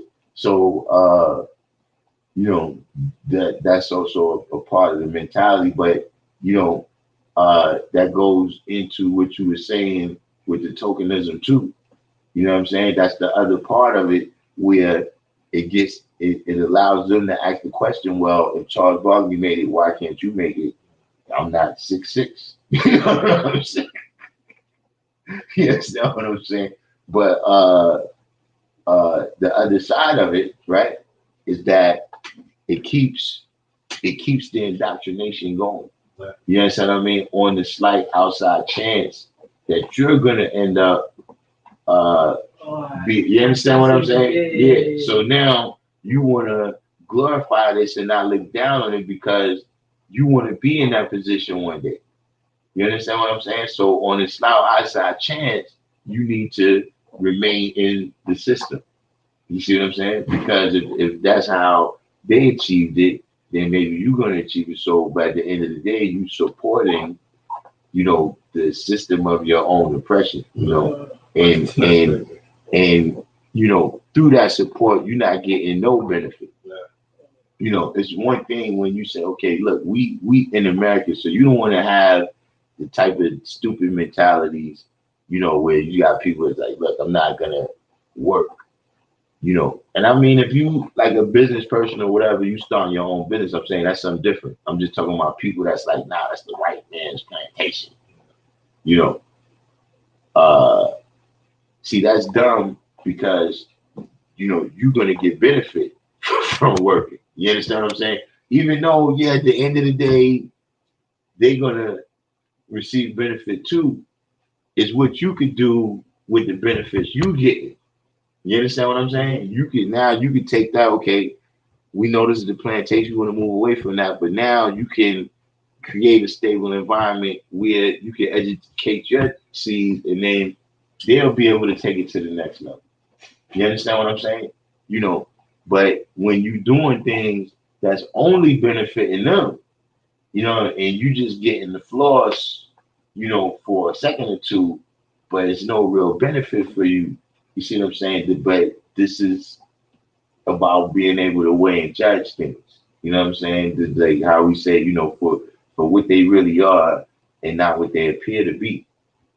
You understand what I'm saying? But we got it's a number you can count it, but I don't care to do it. We got, almost an infinite amount of different illusions, right? That kind of create our mindset. You understand what I'm saying? The different institutions that we are part of. You know what I'm saying? From your family to what school you go to. You know what I'm saying? You play sports, what coaches you have. You know what I'm saying? And all the different things. These is like these things kind of like build the lenses through which you see in life. You understand what I'm saying? So, but the colored man has control of all those lenses. You understand what I'm saying? So, we end up with all these different uh, uh, kind of ideas. You know what I'm saying? In manifestations of things that uh, uh, lead us in the wrong direction. You know what I'm saying? That create illusions in mind states that uh, you know maintain the status quo. You know what I'm saying? Like that's one thing uh, that the tokenism does too. You know what I'm saying? Is that, like I said, when you feel like you need to support the system so you can get yours, you know what I'm saying? Like whatever people has benefited from the system, uh, you maintaining the status quo. See, that's the real issue with, you know, whatever the different levels that people took the protest to. You know what I mean? Whether you want to call it rebellions, riots, whatever, looting. You understand what I'm saying? Is that when that happens, the status quo is not maintained. See, when people just go out there, hold some signs, and they go home, the status quo is maintained. You understand what I'm saying? Mhm. You know, it's when something happens and see the status quo, right, is capitalism. You know what I'm saying? Like that's the one thing that can't be left out is that, America was always a business endeavor. You understand what I'm saying? When the American Revolution was a fallout over money. It wasn't nobody didn't slap nobody in the face. It wasn't like George Washington slapped King George, slapped King George's wife in the face, and then he felt he had to do what he had to do. You know what I'm saying? You know, uh, uh, they was fighting over taxation without representation. Stamp tax, tea tax. You see what I'm saying? Uh, the Civil War was over money. You understand what I'm saying? And resources. You know what I'm saying? It wasn't, somebody slapped somebody in the face or, somebody stepped on somebody's property. You understand what I'm saying? It wasn't none of that. So at the end of the day, anything, if you could look at it, like even uh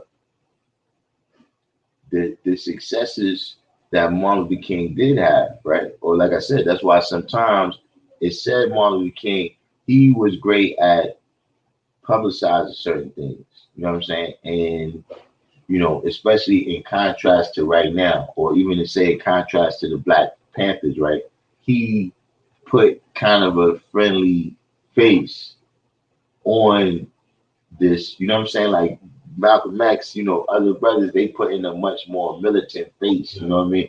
Going all the way back to Marcus Garvey, other brothers too, they had, so, Martin Luther King, he's a friendly neighborhood preacher. So, the stuff that he's saying is not going to go, you see what I mean? Because he's still kind of bounded by this idea of what would Jesus do. You understand what I'm saying? But when you look at the integration of the buses, they disturbed the status quo of them making money with the boycott. Yeah. You understand what I'm saying? It wasn't really the marches. It was the boycott that came a year after that, or that lasted for a year after that. you understand what I'm saying, is what really disrupted the status quo. You understand what I'm saying? In all the other situations, it was the Industrial Revolution and the fact that the economic system was about to be adjusted, right? That's what disrupted the status quo of slaves being the biggest moneymaker in America. You understand what I'm saying? Or not to say slaves, but slavery in that form. You understand what I'm saying? Because it really, to me, you can put a different name on it. And to me, when you say slavery, right, versus say sharecropping, to me, what's happening is the same. The difference you really mention it is the conditions of the slavery. You understand what I'm saying? But you still working and you ain't getting no money, and the other person's getting all the money. What's the real difference? Yes, I mean slavery is, in America, that's part of what chattel slavery is it also became a social system. But slavery is an economic system. It's an economic strategy.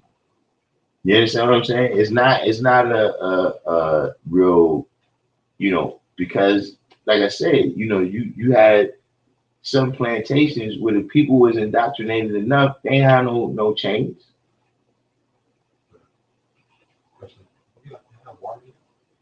What? Hold on, I got one on the other side. I'll bring it in a minute. You know what I'm saying? So and really, knowing those different sciences and different histories, you know what I'm saying? With the slave laws, yeah, some of them is designed socially, you know what I'm saying, so that the black man stayed away from the white woman. You know what I mean? But most of them is about economics. It's about protecting their investment. You understand what I mean? So yeah, slaves can't just be escaping. You understand what I mean? Because then who's gonna pay that money? You understand what I'm saying? I paid $500, 1700s money. You know what I'm saying? You pay $500, $500 and 1750 money. You know what I'm saying? You understand what I'm saying? Can't just be having you running away, say. You understand what I mean? But when the economic status quo was upended, that's what really brought about change. You know what I'm saying? That's not to say economics is the only way to bring about change, because to me, those are all temporary solutions. They temporary things, but it can never really be the ultimate. Like, you're never gonna have enough dollars, right? Where you gonna take the colored man out? Because if you get close, he's just gonna crash the economy. You know what I'm saying? You're never gonna get enough votes where you're gonna take out the ruling class. If you get close, he's gonna have a civil war. Like, that's just the way their system works. That it doesn't matter if it's white people, if it's black people or other white people. If you get close to some type of economic, we crashing that. You see what I'm saying? So ultimately, yes, and it's going to be about our civilization. Because look, even if you crash that, okay, you crash your economic system. That don't mean that we don't have a value of things that we can still operate from. You understand what I'm saying? Whether it's the barter system or whatever other system. You see what I'm saying? But as long as we kind of caught up in the reality that that's the only thing that exists. This is the only way to exchange goods and services. You see what I mean? Then you're gonna fall with the economy when it falls. You understand what I'm saying? But ultimately, those are external things, right? And the real salvation is going to come internally. You know what I'm saying? Like you said, it's going to come from us having a different mindset. You understand what I'm saying? Rather we execute that mindset through politics already. We execute it through dollars. You know what I'm saying? But my main thing is that the politics in the dollars, right, is uh, it makes it easier to get to that point of it makes it easier to get to that point where you have to start dealing with the ultimate solution. You understand what I'm saying? Meaning with the right politics, right, and the right economics, right, the people could be educated up to a level where now they prepared to make whatever changes need to be made to bring about freedom, justice, and equality. So that's a part of what they're doing in terms of poverty is like kind of the nuclear bomb or something. You understand what I'm saying? Where you first have the explosion of just poverty, but then you got the radiation that's coming off and killing. You understand what I'm saying? Invisibly. You understand what I'm saying? Mm-hmm. So, those is like the kind of social things that go along with that. You know what I'm saying? But these is the things that we got supreme mathematics, right? In order to be able to figure out. You see what I'm saying? See, the reason why I deal with a lot of these things, right, is because you got to be filled in, right, on where you at and how you got to here.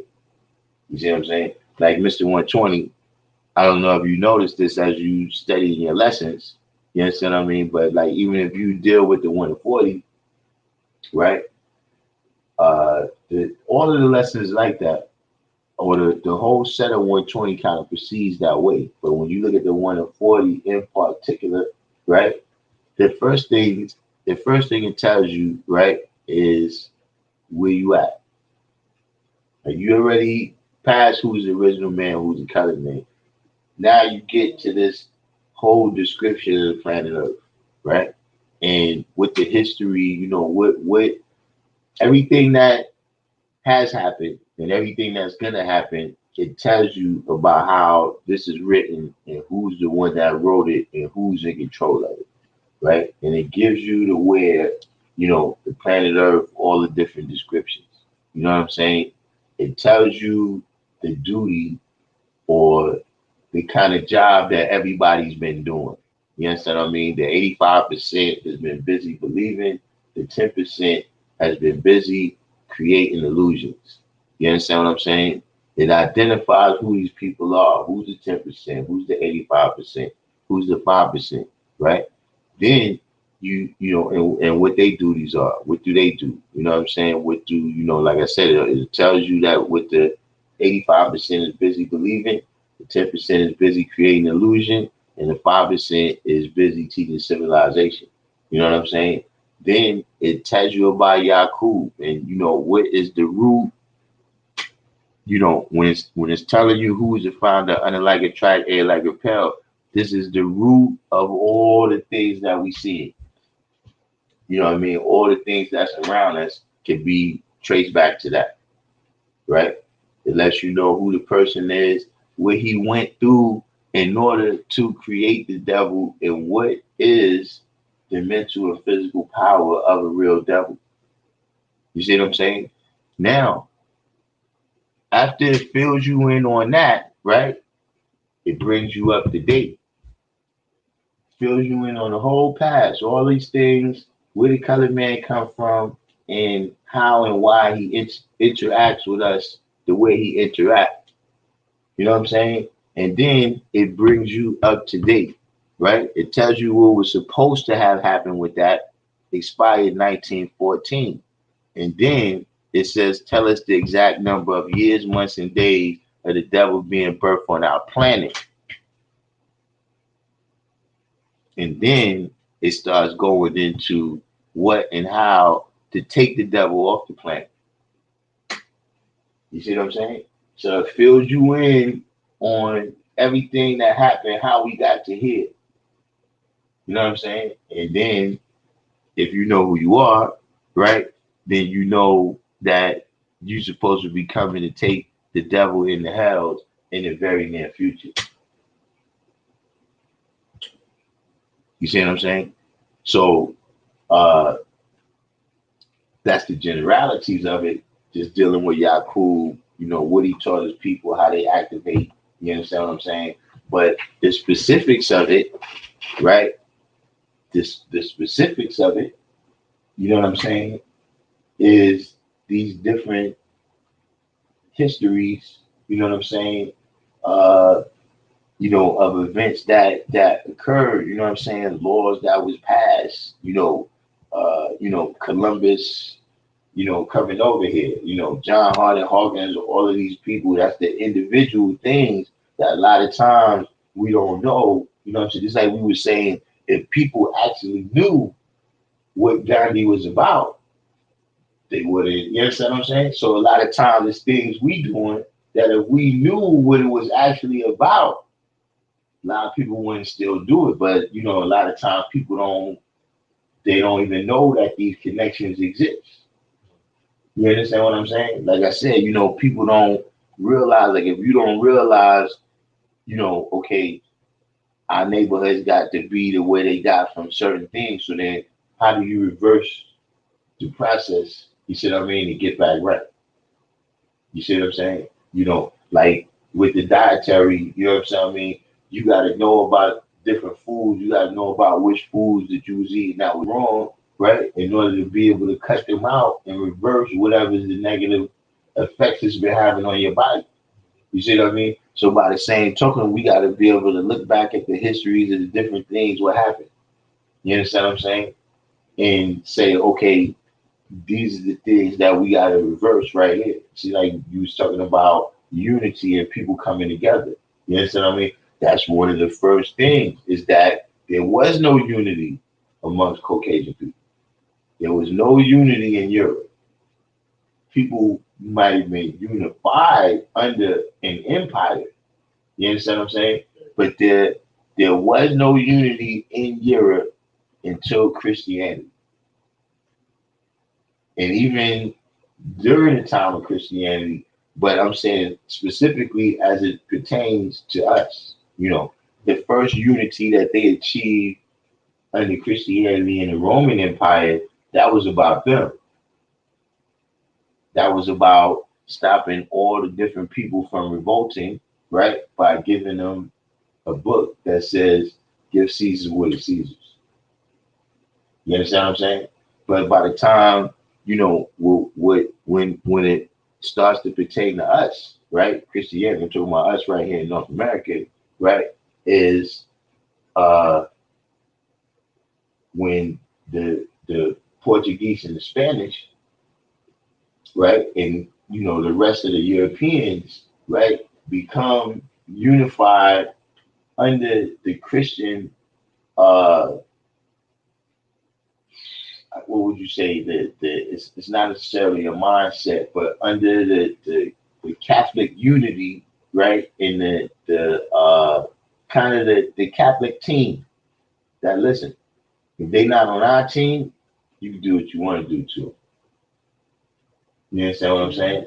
Yeah. See, once they started to pass those type of laws, you know what I'm saying, and then on the other side, right, they dealing with people who didn't necessarily have enough unity. You know what I'm saying? You're dealing with people who, I'm willing to fight somebody that looks just like me. You understand what I'm saying? In order to benefit these individuals that don't look nothing like me. You understand what I mean? I'm willing to go to wars with people that, we all been here thousands of years, you know what I'm saying? For people that just landed on the beach a couple days ago. You understand what I'm saying? So if that's what you're facing, then you know that, look, they played those divisions, right? We got to end those divisions. You see what I mean? Because, like I said, that's when you start to study 120, the science of mathematics, that the first thing, right, that the devil is made by separating. You understand what I'm saying? Yakub, with his law on birth control, separated the brown germ from the black germ and grafted it into white by destroying the black church. You understand what I'm saying? So the separation is first, and then you destroy what's good. You see what I'm saying? So just like you said, they realize that, okay, in order to, create confusion, right, or put the devil in the midst of these people over here, you got to create separation. Dark skin, light skin. You know what I mean? The Willie Lynch stuff. You understand what I'm saying? You gotta have them thinking on their own, like, Right. I don't want to be next to him because he's dark. Yeah, and but now we continue to live it out, right? So we blood y'all Crips, you know what I mean? We Vice Lord y'all GD, whatever, you see what I'm saying? But this is the type of thing where, look, even amongst themselves, they'll, they realize that, yo, if we ever came together, you know what I'm saying? It'd be crazy what we could accomplish. But because the separation, the indoctrination to separate is so strong. See what I'm saying? Like I said, other people, when they get X amount of dollars, right? They create a situation with all of them. You know what I'm saying? Like you go to certain parts of the city and it's predominantly a population of people. You see what I'm saying? Mm-hmm. You don't really see those areas like that really, to my knowledge, really nowhere in America. You know what I'm saying? Some people, if you ask T.I., it's Wakanda. You know what I'm saying? But in generally speaking, you don't see no place where I ain't gonna say no place because there's definitely brothers and sisters out there, but I'm talking about on this kind of national scale. You understand what I mean? You don't see a place where black people is pulling other black people in to the prosperity over here, right? To increase the prosperity for everybody. You understand what I mean? To just increase the factor that, look, if something goes wrong, you understand what I mean? I got my people right here to, yeah. You understand what I mean? As opposed to the way we do it, you understand what I'm saying? When one of us make it, we go and find some other people to be around. You see what I'm saying? Because we bought into the propaganda so much, meaning, part of buying into the propaganda, depending on where different people is from, they but in New York City, right? No, it go on everywhere. There's not really crime really go by areas in New York. Meaning if you see an area right now that you heard about, right, where there's a lot of crime, there's a lot of crime there in the 50s. There's a lot of crime there in the 20s. You know what I'm saying? Before black people even moved into that area, there was already crime there being done by other people. So for instance, you heard of Murder Incorporated in the mob? Yeah. They was the enforcers. That was where all the shooters came out of Murder Incorporated. Murder Incorporated is a gang from Brownsville in East New York. You see what I'm saying? So what that tells me is that it's something about Brownsville in East New York that's creating people that's that desperate. You understand what I'm saying? It's not the people. See, that's the difference. They say, oh, it's just those people over there. Nah. That area been like that. See, East Harlem, that's another, the Gambino family, that's part of the what developed into them comes from over there on East Harlem. You understand what I'm saying?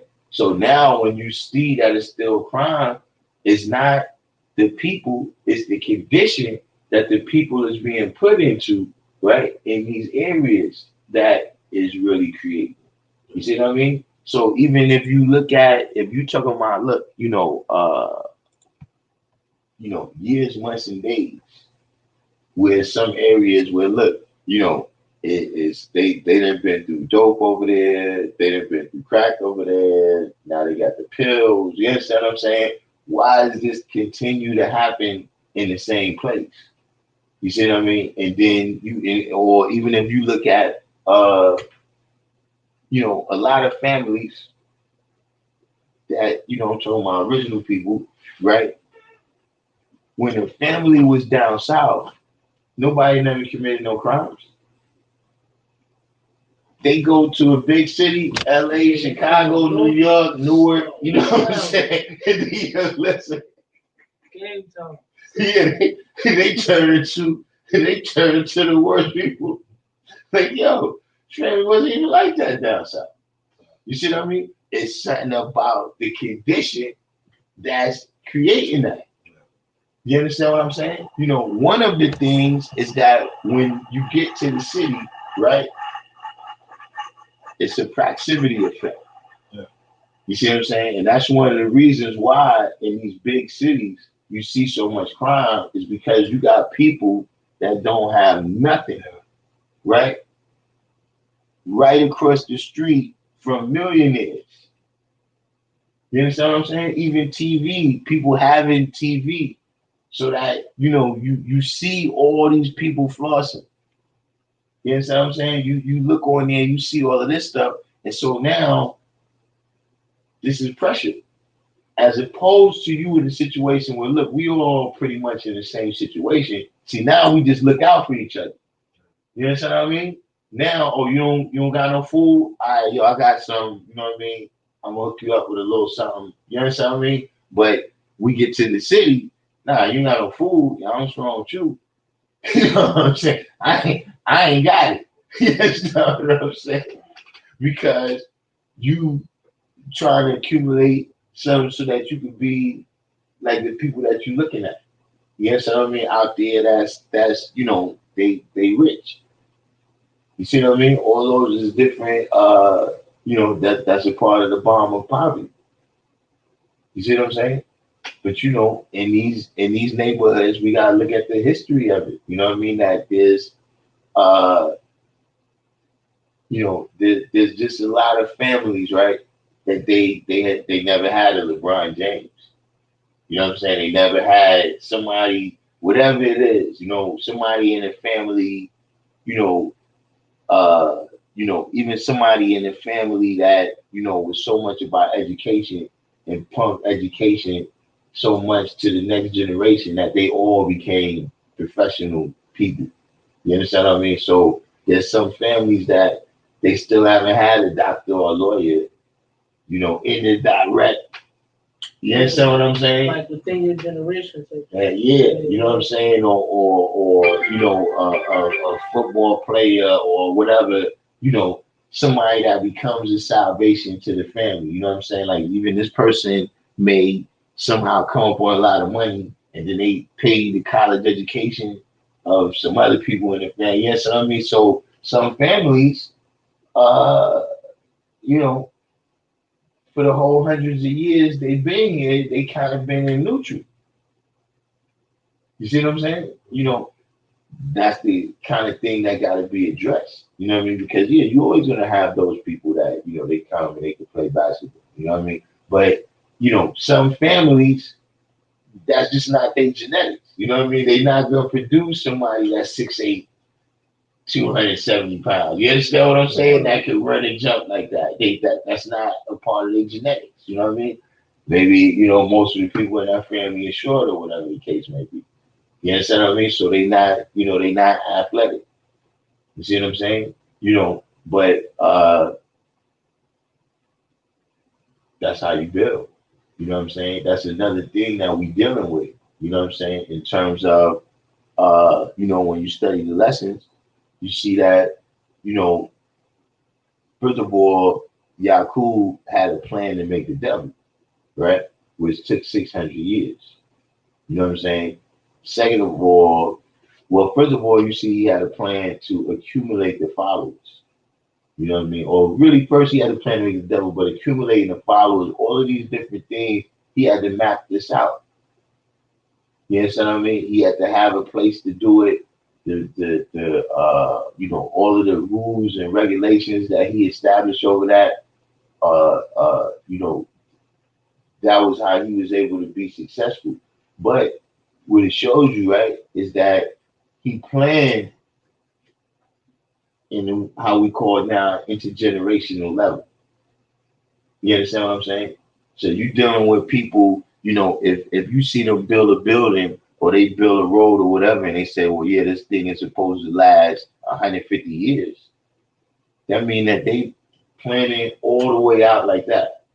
You understand what I'm saying? Like right now, they designing sneakers that ain't gonna be out for 5 years. You understand what I'm saying? Or they playing video games that everybody's gonna play, and you, like I said, you can only play within the bounds of the imagination of the people who design that software. You understand what I'm saying? So when you're dealing with people in poverty, right? That's really only they not even planning. They're kind of just scheming on the next meal. You understand what I'm saying? You just too short term. You see what I'm saying? You doing checkers versus chess. You understand what I'm saying? At that point, when you're dealing with people who's planning all the way ahead, you know what I mean? People who realize that I may not even get the full benefit of the seeds that I'm planting right now. You know what I mean? Like when I plant this seed, right? This tree may not even grow to the level where it's bearing fruit in my lifetime. You understand what I'm saying? But the next people will be able to benefit from that. You understand what I mean? And that's really how you really get to a nation building type of standpoint. You understand what I mean? That's the type of thing that I'm saying. That mentality has to come from within you. See what I'm saying? And whether you have the dollars or the political pull or whatever it is, those are just different tools that you're going to use to manifest that mentality. You understand what I'm saying? But that's the real thing when we realize that. You see what I'm saying? Because that's what they realize is that they don't get along, like I said, really to this day. You understand what I'm saying? But they got certain things that they realize that the rules that this work by. You understand what I'm saying? The way to be successful, the way to accomplish this thing is we got to do things together. You see what I'm saying? Like even Europe, the Europe is from the 1800s. Like there was no Europe in the 1700s. There was no Europe in the 1600s and all that. They never, just the same way you see African people, where if you ask them, where they from or what are they, you know, they'll say they Yoruba or you understand what I'm saying? Or they'll say they from Gambia. You seldom hear them saying that they from Africa. You understand what I'm saying? Or, the Indians who we, call the Indians, they'll say, they Lakota or they Cherokee or whatever. You understand what I'm saying? You very rarely, you know, uh, so in that same way, I'm saying that Europe was like that. But they just realized that, okay, right now we sit in a position where the way to maintain this position is for us to have certain endeavors that we're doing together. You understand what I'm saying? In terms of, you know, probably the biggest, probably the biggest example of that is the what's that? What is it? The Berlin Conference. When they came together and had a meeting where they divided up Africa between the powerful nations in Europe. You know what I'm saying? The people who had power at that time, they all came together and carved up Africa. You know what I'm saying? And then look, they did that. That was like uh 1890. Somebody in the room look that up for me real quick. I think that was in 1890, right? By 1914, they all fighting. You understand what I'm saying? Like we all, boom, we got this pie right here. All right, look, one for you, one for you, one for me. One for you, one for you, one for me. You understand what I'm saying? But then after that, we go back to how it was. You understand what I mean? We go back to how everybody was dealt with fairly. Now we're gonna see how they shake out. You know what I'm saying? And then eventually they got into beef over that. You know what I'm saying? Which was World War One. But if we, these is like I said, these are just the things of and even when you out there teaching, you know what I'm saying, or whatever the case may be, being able to tell people, or show people, how they got into the condition that they at. You know what I'm saying?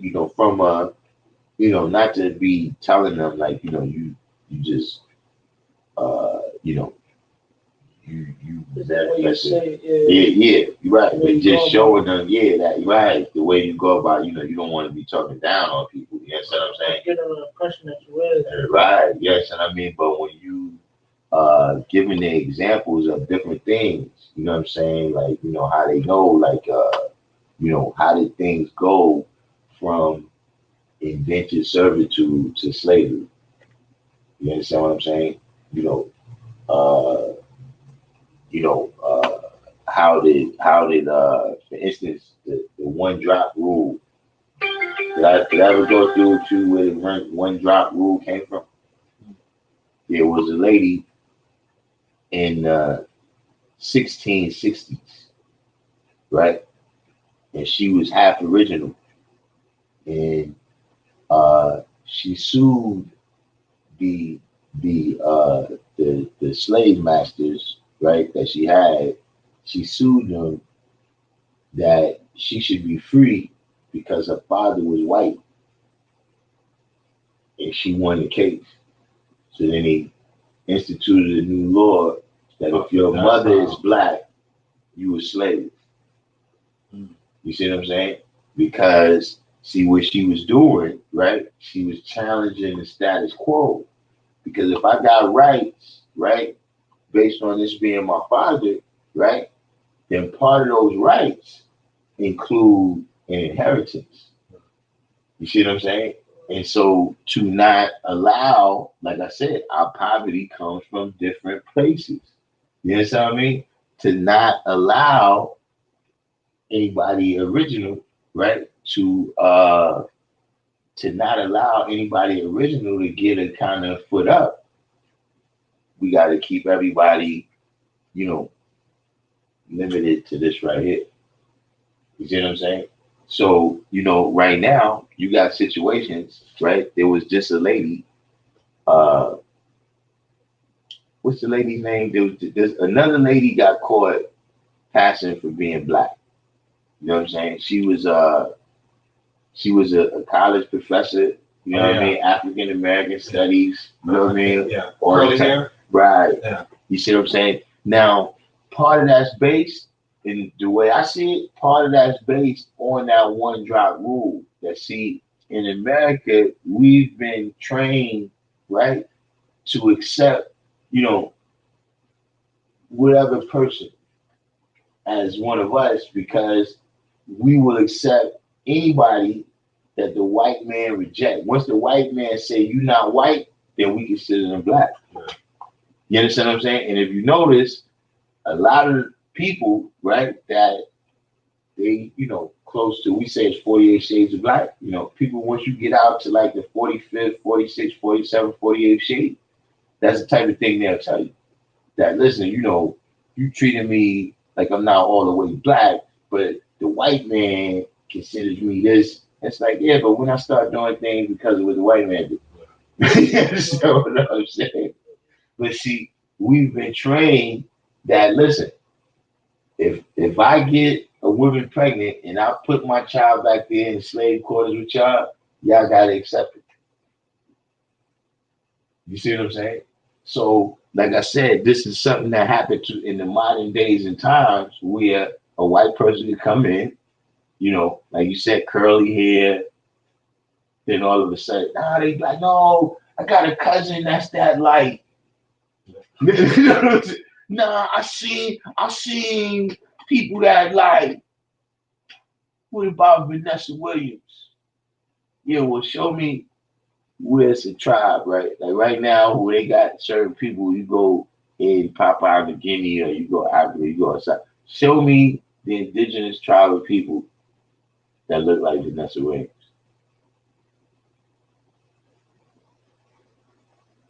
Yeah, that's what I'm saying. See, they people say that, black come in all colors. No, it don't. Now, all the human families of the planet Earth come in all colors. You understand what I'm saying? But nah, the original man, stop it. Stop it. Why was it coming in all them colors before 1500? But this is, like I said, that is a part of the story of how it got to now. You know what I'm saying? A lot of these things, even some things that you might hear a fictional account, but there's a reality to it. Like, see how we be talking about the prison industrial complex, right? Did you know that? Well, I ain't gonna say it was, but I saw something one time, right, where John Henry, if he wasn't a real person, he was probably based on a real person. You know what I'm talking about? John Henry. That John Henry sounds familiar though. He was working on a tunnel. They were supposed to be building a train tunnel. Yeah. You know what I'm saying? And somebody showed up with a machine. Now the moral of the story is supposed to be that people is better than machines, but ultimately the machine just has certain qualities and characteristics that is going to win out over people. You know what I'm saying? So John Henry was supposed to be the best tunnel digger that they had. You know what I'm saying? But he's working with a hammer and chisel. So they bring this machine out where the dude's like, look, we got this new machine that can drill the hole for you. So the dude who's, foreman or whatever, he's like, dude, I don't need that machine. Got John Henry. You know what I'm saying? So the dude's like, listen, man, I get in a competition right now with John Henry, you know what I'm saying, and we'll see who's the best. So as they going through it, John Henry wins the battle, meaning they see who could dig the furthest, you know what I'm saying, in a given period of time. So John Henry ends up digging a deeper hole than the machine, but then his heart explodes or something and he returns to essence. You know what I'm saying? And then so this thing that I saw, right, it was saying that, the story might seem fictional, but John Henry was probably somebody who got arrested, right? And remember, in the 13th Amendment, is slavery in the penitentiary. You understand what I'm saying? So what they was doing is they was renting out the convicts, right, for convict labor, and then that money go back to the jail or the state or whatever. You understand what I mean? The same way they do right now. You see what I'm saying? And they kind of matched up the dates and said, well, at the time when this story was written, this was the railroad that was being built. And this railroad did use black prison labor. You understand what I'm saying? So they was like, yo, they went to the jail and everything, and they went to the cemetery part, and they was like, yo, John Henry could possibly be out here somewhere. You understand what I mean? Or like I said, even if he wasn't even if he wasn't a specific individual, he still represented an idea, you see what I'm saying, of the original man, you know what I'm saying, and kind of his qualities and characteristics. You know what I mean? Like sometimes they write a story, like you write a story about a particular character, say Nino Brown. You know what I'm saying? Now, this particular guy that had his business on 110th Street, maybe he didn't really exist. You understand what I mean? But there are Nino Browns all around the country that they experience was drawn upon to create that character. You understand what I'm saying? So that's why John Henry, could be based on reality. You see what I mean? But the science of that convict labor, though, right? Even though that story is fictional, the science of the convict labor that we still complain about right now, you understand what I'm saying, is built in. And see, sometimes when that counts. You know what I'm saying? Like, uh, especially, when you're dealing with young brothers that's out there in the street, a lot of times they thinking that their problems is unique. You understand what I'm saying? Like you try to tell a young brother something that's younger than you, and he like, come on, man, that's that old sound shit, OT. You know what I mean? Nah, it ain't like that no more. Nah, you don't understand, son. We got the ops now, B. Y'all ain't had and it's like, nah, son, I had ops. You know what I'm saying? You understand what I'm saying? So sometimes when they realize, that's what happens. Look, person get locked up, and now you in jail with people that had your charge 50 years ago, and they still here. You understand what I'm saying? Where it's like, look, but that's a whole other aspect of what people think it can't happen. But you got people right now that listen. Next time you see them, if you ever see them again, cars will be flying. You understand what I'm saying? That's a reality that a lot of people they get into the game, you know, and it's almost like and I mean, I guess it's a fucked up way to look at things, but in some ways, man, the worst thing that happened to some people, right?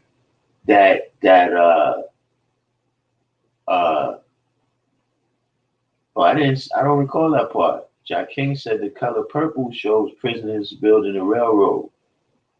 I didn't recall that part. You know the part I recall.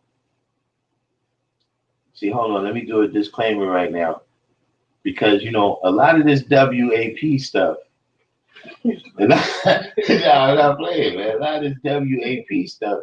Listen, remember in the movie when Whoopi Goldberg was getting ready to get into the car with the light skinned lady, and Danny Glover rolled up on it, and she did this move right here with with the fingers and frozen. She did that. Listen, that's when the genre started. That was the beginning of the WAP. See, I see this control them like that.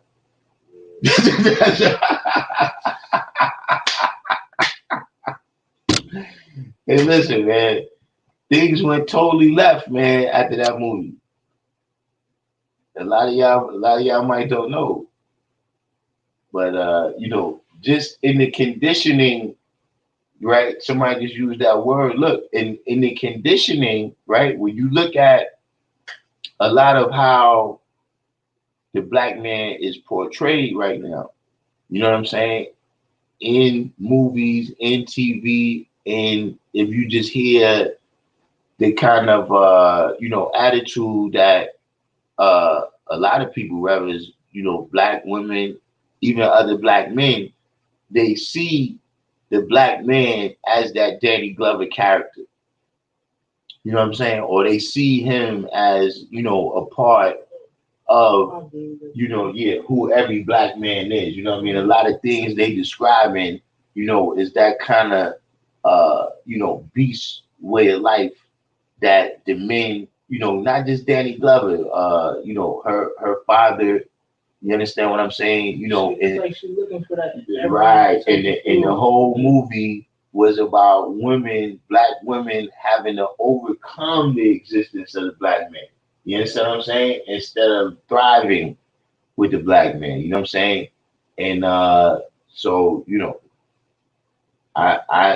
it's actually funny that you brought up that movie, The Color Purple, because I've done a certain amount of analysis of that movie, and I'm sure I saw that part. I just it don't come right to mind. Right, Jack King. All right. During the part when Whoopi was walking and reading the letters, they were comparing and contrasting Africa and America. All right, I definitely recall that part. I mean, yeah, I know I saw it. It just didn't stand out. But now that you mention it, that I'm glad you brought that up. So yeah, that to me that movie went a long way. You know what I'm saying in terms of uh you know uh there was always a kind of element. You know what I mean? Like James Evans. He was a responsible guy. You know what I'm saying? He was a father, you know what I'm saying, mentally as well as physically. You know what I mean? But there was that aspect that I kick your ass. You understand what I'm saying? You know what I'm saying? You know, and but he wasn't portrayed as a beast. You know what I'm saying? He was just portrayed as the disciplinarian or whatever. You understand what I mean? But that's another one of those kind of examples of how we got to here. You know what I'm saying? And to me, they kind of never stopped doing that. You know what I mean? So even though I didn't see the movie because I protect my mind. I protect my mind from certain things. That's why I haven't seen the WAP video. I don't certain things. Just like the brother was just saying. You know what I'm saying? With what that you got from the book with Star Mel, in terms of what you paying attention to, this thing starts to take hold and anchor in your subconscious. You don't even know. Yes, and I mean, giving that little bit of agreement. But if you notice, it was that same kind of thing uh in this movie, Harriet Tubman. You understand what I'm saying? Oh yeah. Where all the brothers in here is beasts. You understand what I mean? She has to do what she does in spite of the black man. You understand what I'm saying? And this kind of WAP mentality is we still living with that right now. Anything sexualized now. 793rd said Queen Latifah threw the words to that action in the flick as the last words in her last verse of UNITY. Jack King said the old man was doing the chanting. In the book, well, he said in the book they was lesbians. I mean, I kind of thought that in the real movie. That's what I'm saying. It was like a WAP party. Like that was the first movie that I recall. Just I just had it was like this is negative. You know what I'm saying? The Color Purple. I just say like it. I didn't like. I don't even think I watched that whole movie ever.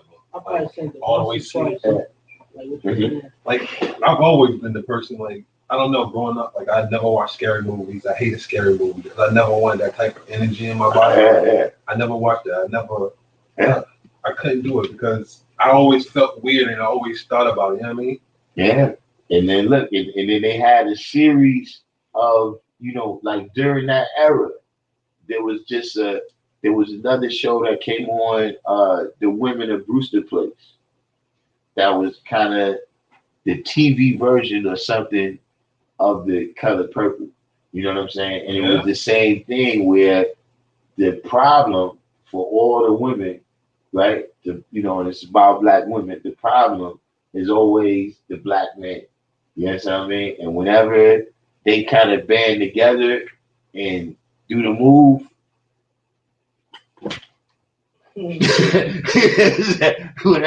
whenever they band together and do the move, that's when they able to rise, You know what I mean? But you know, uh, That's what I mean by earlier when you was talking about how the feminist movement is moved about for what were you saying? You're saying like so the feminist movement is more about the men or the patriarchy. But my personal opinion, it seems like at the same time, okay, it's about men, but it's always directed towards the original man instead of directed towards the colored man. You know what I mean? Because they still get it. Even if the feminist movement, say if it's the white feminist movement or whatever, the women, they're still getting the capital from those guys. So to be able to do that movement for them, so we're always still going to be. So think about like our homes and our community is still always going to be pushed aside because our women is still gonna look at us niggas, but at the same time they looking at him as a savior because he giving them some type of assistance, if it's not government assistance or something type like that. So it's like that movement is never working for us. They might think it's working for them, but at the same time it's still dividing us at the same time instead of helping us come together. You know, a big reason for that is that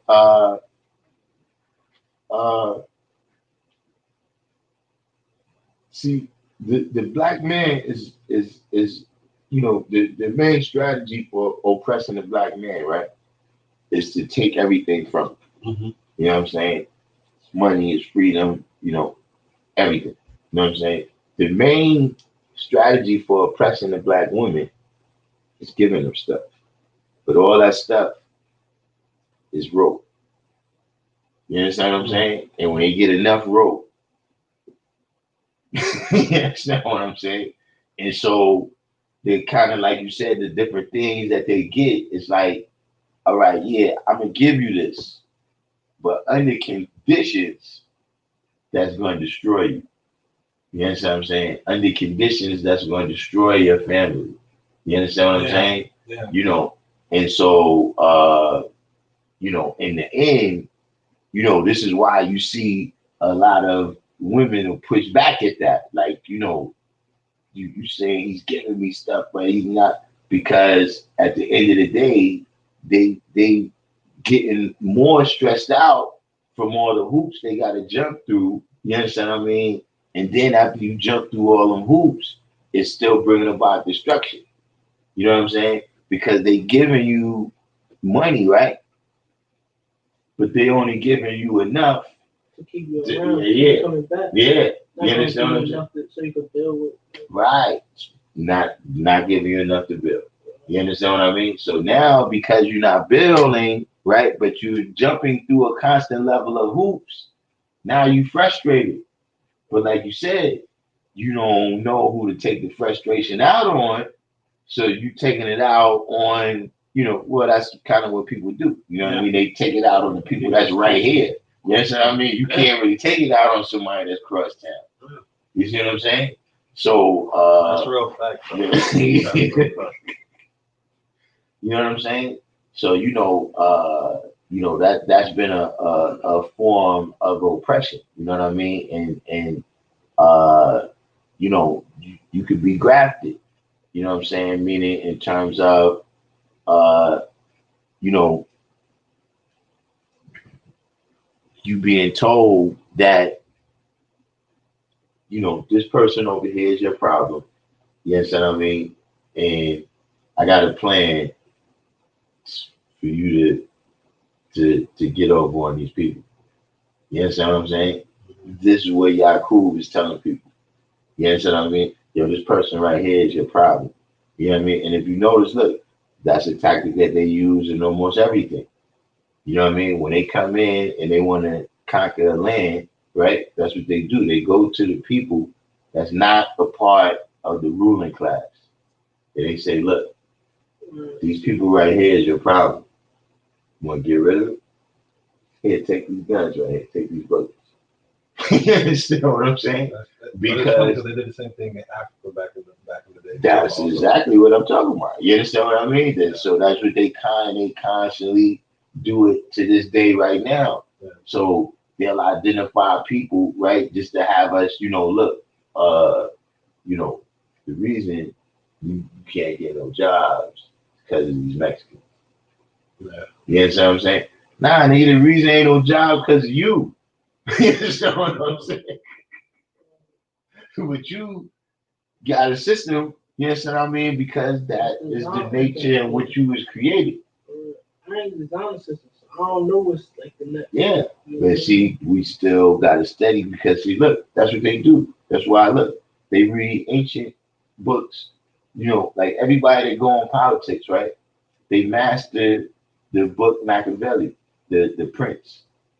You understand what I'm saying? That's they study that. You know what I mean? If you deal with economics, they study Adam Smith, um,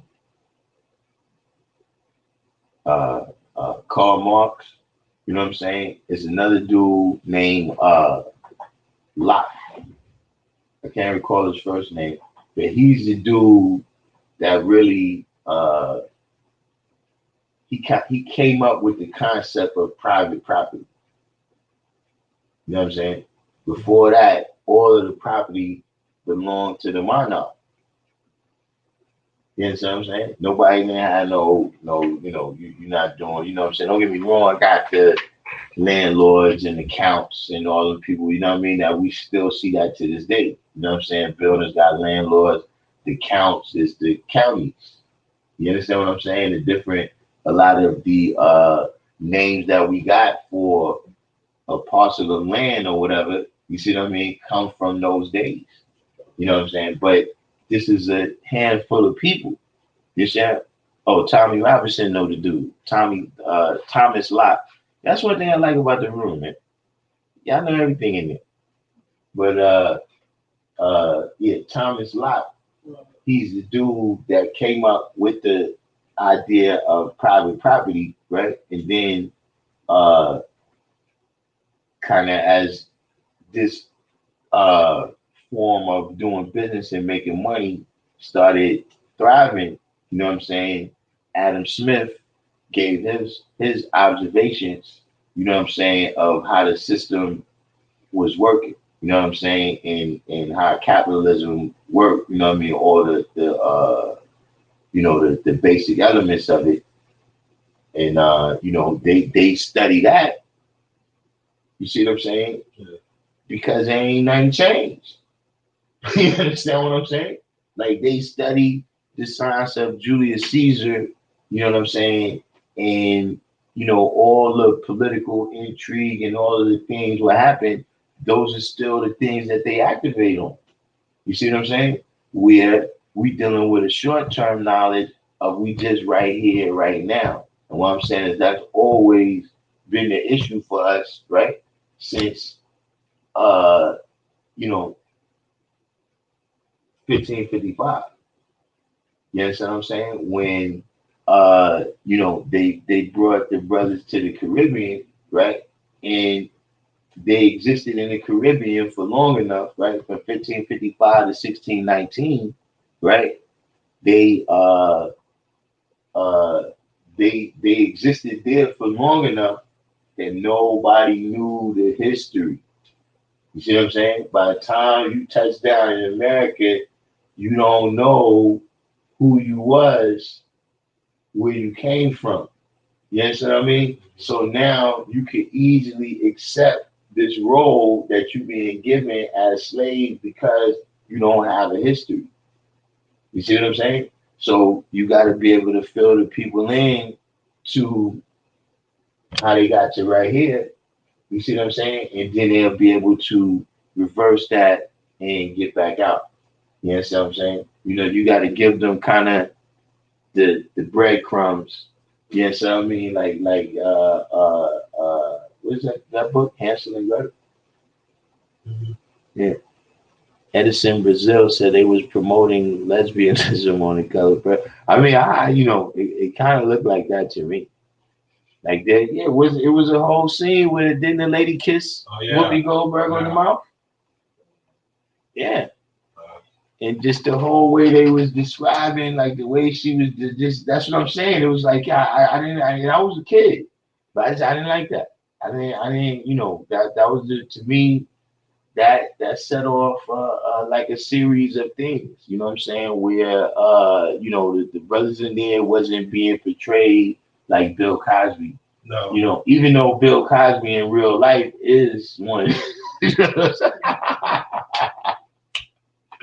The TV Bill Cosby was an upstanding dude, but the real Bill Cosby, yeah, he belonged in The Color Purple. You know what I'm saying?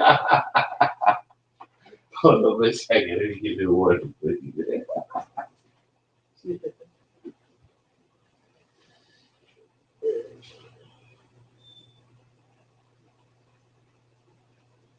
So how long you been getting the knowledge? Honestly, like I've been researching this on my own, like off and on since I was like 18. But my father, like his side of the family, they wasn't the 12%, so I'm familiar with it. You know what I'm saying? I'm familiar with it. Now, I'm not gonna say like I grew up in it, because really, like on the religious end, my grandmother, she Baptist, so if anything, I never was baptized in nothing. I'm just saying, like I always was. Around that Like around that for like 80%, but then like this and this right here, I ain't gonna hold you. Always kept my mom shot me. Always kept me with like my own sense of direction type shit. Okay.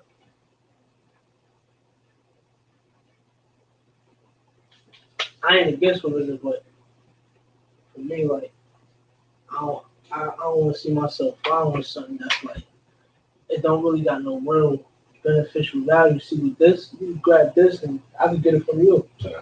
But religion, like, you know what I'm saying? This is some shit that was wrote 4 weeks even. Yeah. No, I definitely get what you're saying. Like, I was born and raised in, like, down south, so my whole family is Christian. Yeah. Preachers and pastors and ministers and all that. So I'm like the one outside, like, nah. It just don't work because it's still the same thing that's going on. You know what I mean? Like, even when I'm growing up, like, it's still the same people who are in the same situation. And I'm like, yo, like, when is the situation gonna get better? Like, I can't follow something that's not helping me grow and not helping me grow. Like, I don't understand that. The only ideology is to wait until the end to be happy. No. Like, I don't want that. I want to enjoy mine on here. To me, That's how I be telling people too, man. Like, look, if I was gonna be religious and be in the Bible, I'd rather rock with the devil. Yeah. You see, one thing about the devil, when you rock with the devil, you get money, women. You know what I'm saying? You get power. The devil look out for his people, man. You know what I mean? With God, man, even if you get something, God take it from you just to test you. You know what I'm saying? Like, nigga, Oh, he wants some of it. Don't be testing me, my man. You gotta go through some extreme. The devil test you one time. Devil said, look, let me see you slap him in the face. You slap him in the face, I know you. I know you. Know what I'm saying? See, God, you can be his greatest follower. He feel like he gotta test you. Nah, man, I'm playing games with you. Yeah, like I always never understood that part when it was like, yo, because I mean, just the whole premise of this, like, hold on, you putting us through all this because you want us to love you? So you think putting me through this is gonna make me love you? That's gonna make me hate you. That's what I'm saying. What's wrong with you, man? And then look, and then you funny style. You know you ain't like that. You jealous. You all kinds of ways. And that's the crazy thing. Yeah, like you holding me to a higher standard than you hold yourself. You know what I mean? Yeah. How are you a jealous guy, but then jealousy is one of the 7 deadly sins? You know what I'm saying? These are the questions. These are the things that made me leave Christianity. I was like, I don't understand this stuff. I don't understand. Look, you saying, how did Jesus die for my sins? I ain't do nothing yet. And then if he died for my sins, what am I going to hell for? Did he already die for that? You understand what I'm saying? Yeah, well, I don't understand. I'm still born in sin. Yeah. So you saying I'm going through all this because some lady, whatever thousands of years ago you want to say, right?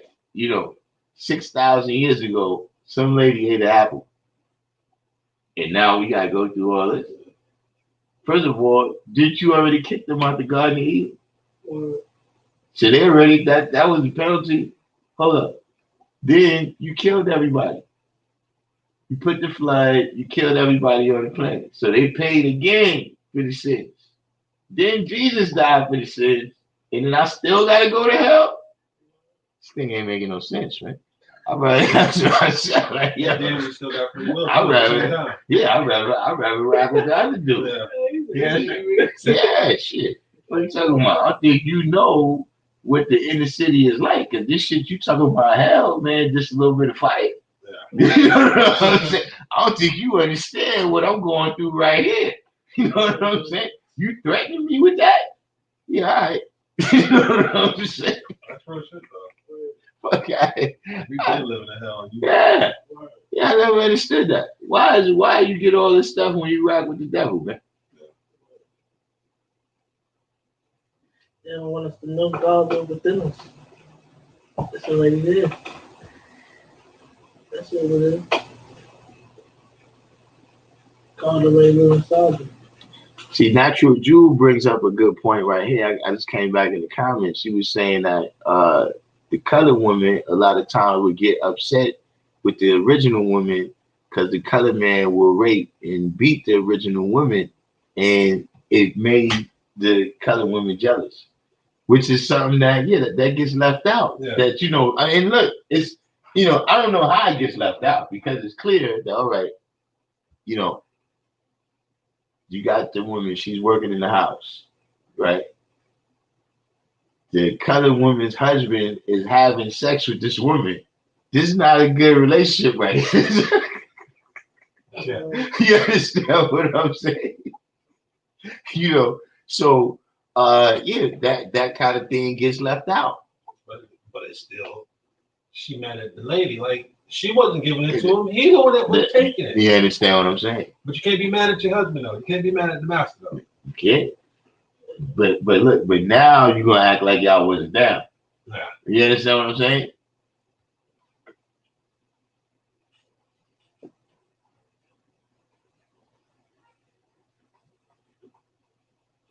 Oh yeah, I know about this story right here, but this is not what I was speaking on in particular. But yeah, but it was a couple of people. But he's speaking in particular in 1856, Margaret Garner crossed the frozen Ohio River with children escaping from slavery. When pursued by a mob, she personally killed her kids before the mob could break in and take them back to slavery. Yeah, I think one of them ended up surviving. Yeah, like when she had slit their throats or something. But I think one of them survived with her. And they was trying to get her to somehow she was unrepentant. You know what I mean? Like she was like, look, it's kind of the same thing we saying. Like, listen, I can't put my kids through the shit that I've been through. You know what I'm saying? Sorry about it? Yeah. They was trying to, and she was like, yeah. I'm sorry about it. So put them in more suffering. Yeah, I had to do that. As well just, like that's like a person being on a ventilator for the longest. Like they already dead. Like why are you suffering? No. Yeah. No. I understand that concept. All on the business was in it.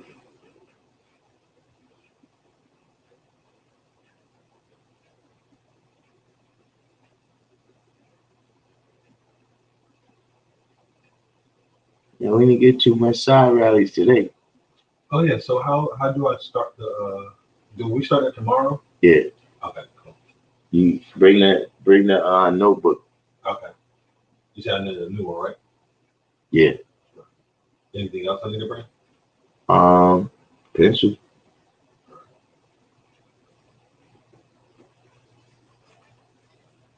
Wait, there's an artist named Mulatto now? What kind of female? yeah? Yeah. What she do? What she do? Music? Yeah, she's like a singer or something. Her name is Melody. Well, look it up. Melody. See, Never know these days, bro. Tell you. Jula TV. I ain't sure, but I know that's her name. Oh, okay. I sure. I didn't know my voice. Got the guy Natural. He came in at the end. But you know, I don't know why it is. I feel kind of energetic today. I think I'm gonna take like a break. We're gonna come. I'm gonna do a late night. We chop it up in the when I get to the Dragon's Lair. When I get to the Dragon's Lair, I'm gonna come back on the live. But in the meantime, hopefully, man, everybody's been doing the each one teach one, hitting the like button. If you didn't, hit the like button for me now. If you're new to the channel, subscribe. If you would like to be informed when the lives come on, hit the notification button. Thanks to everybody for tuning in. Hopefully it was informative. And in the meantime and in between time, peace to everybody. And I'll see y'all in a few. Peace.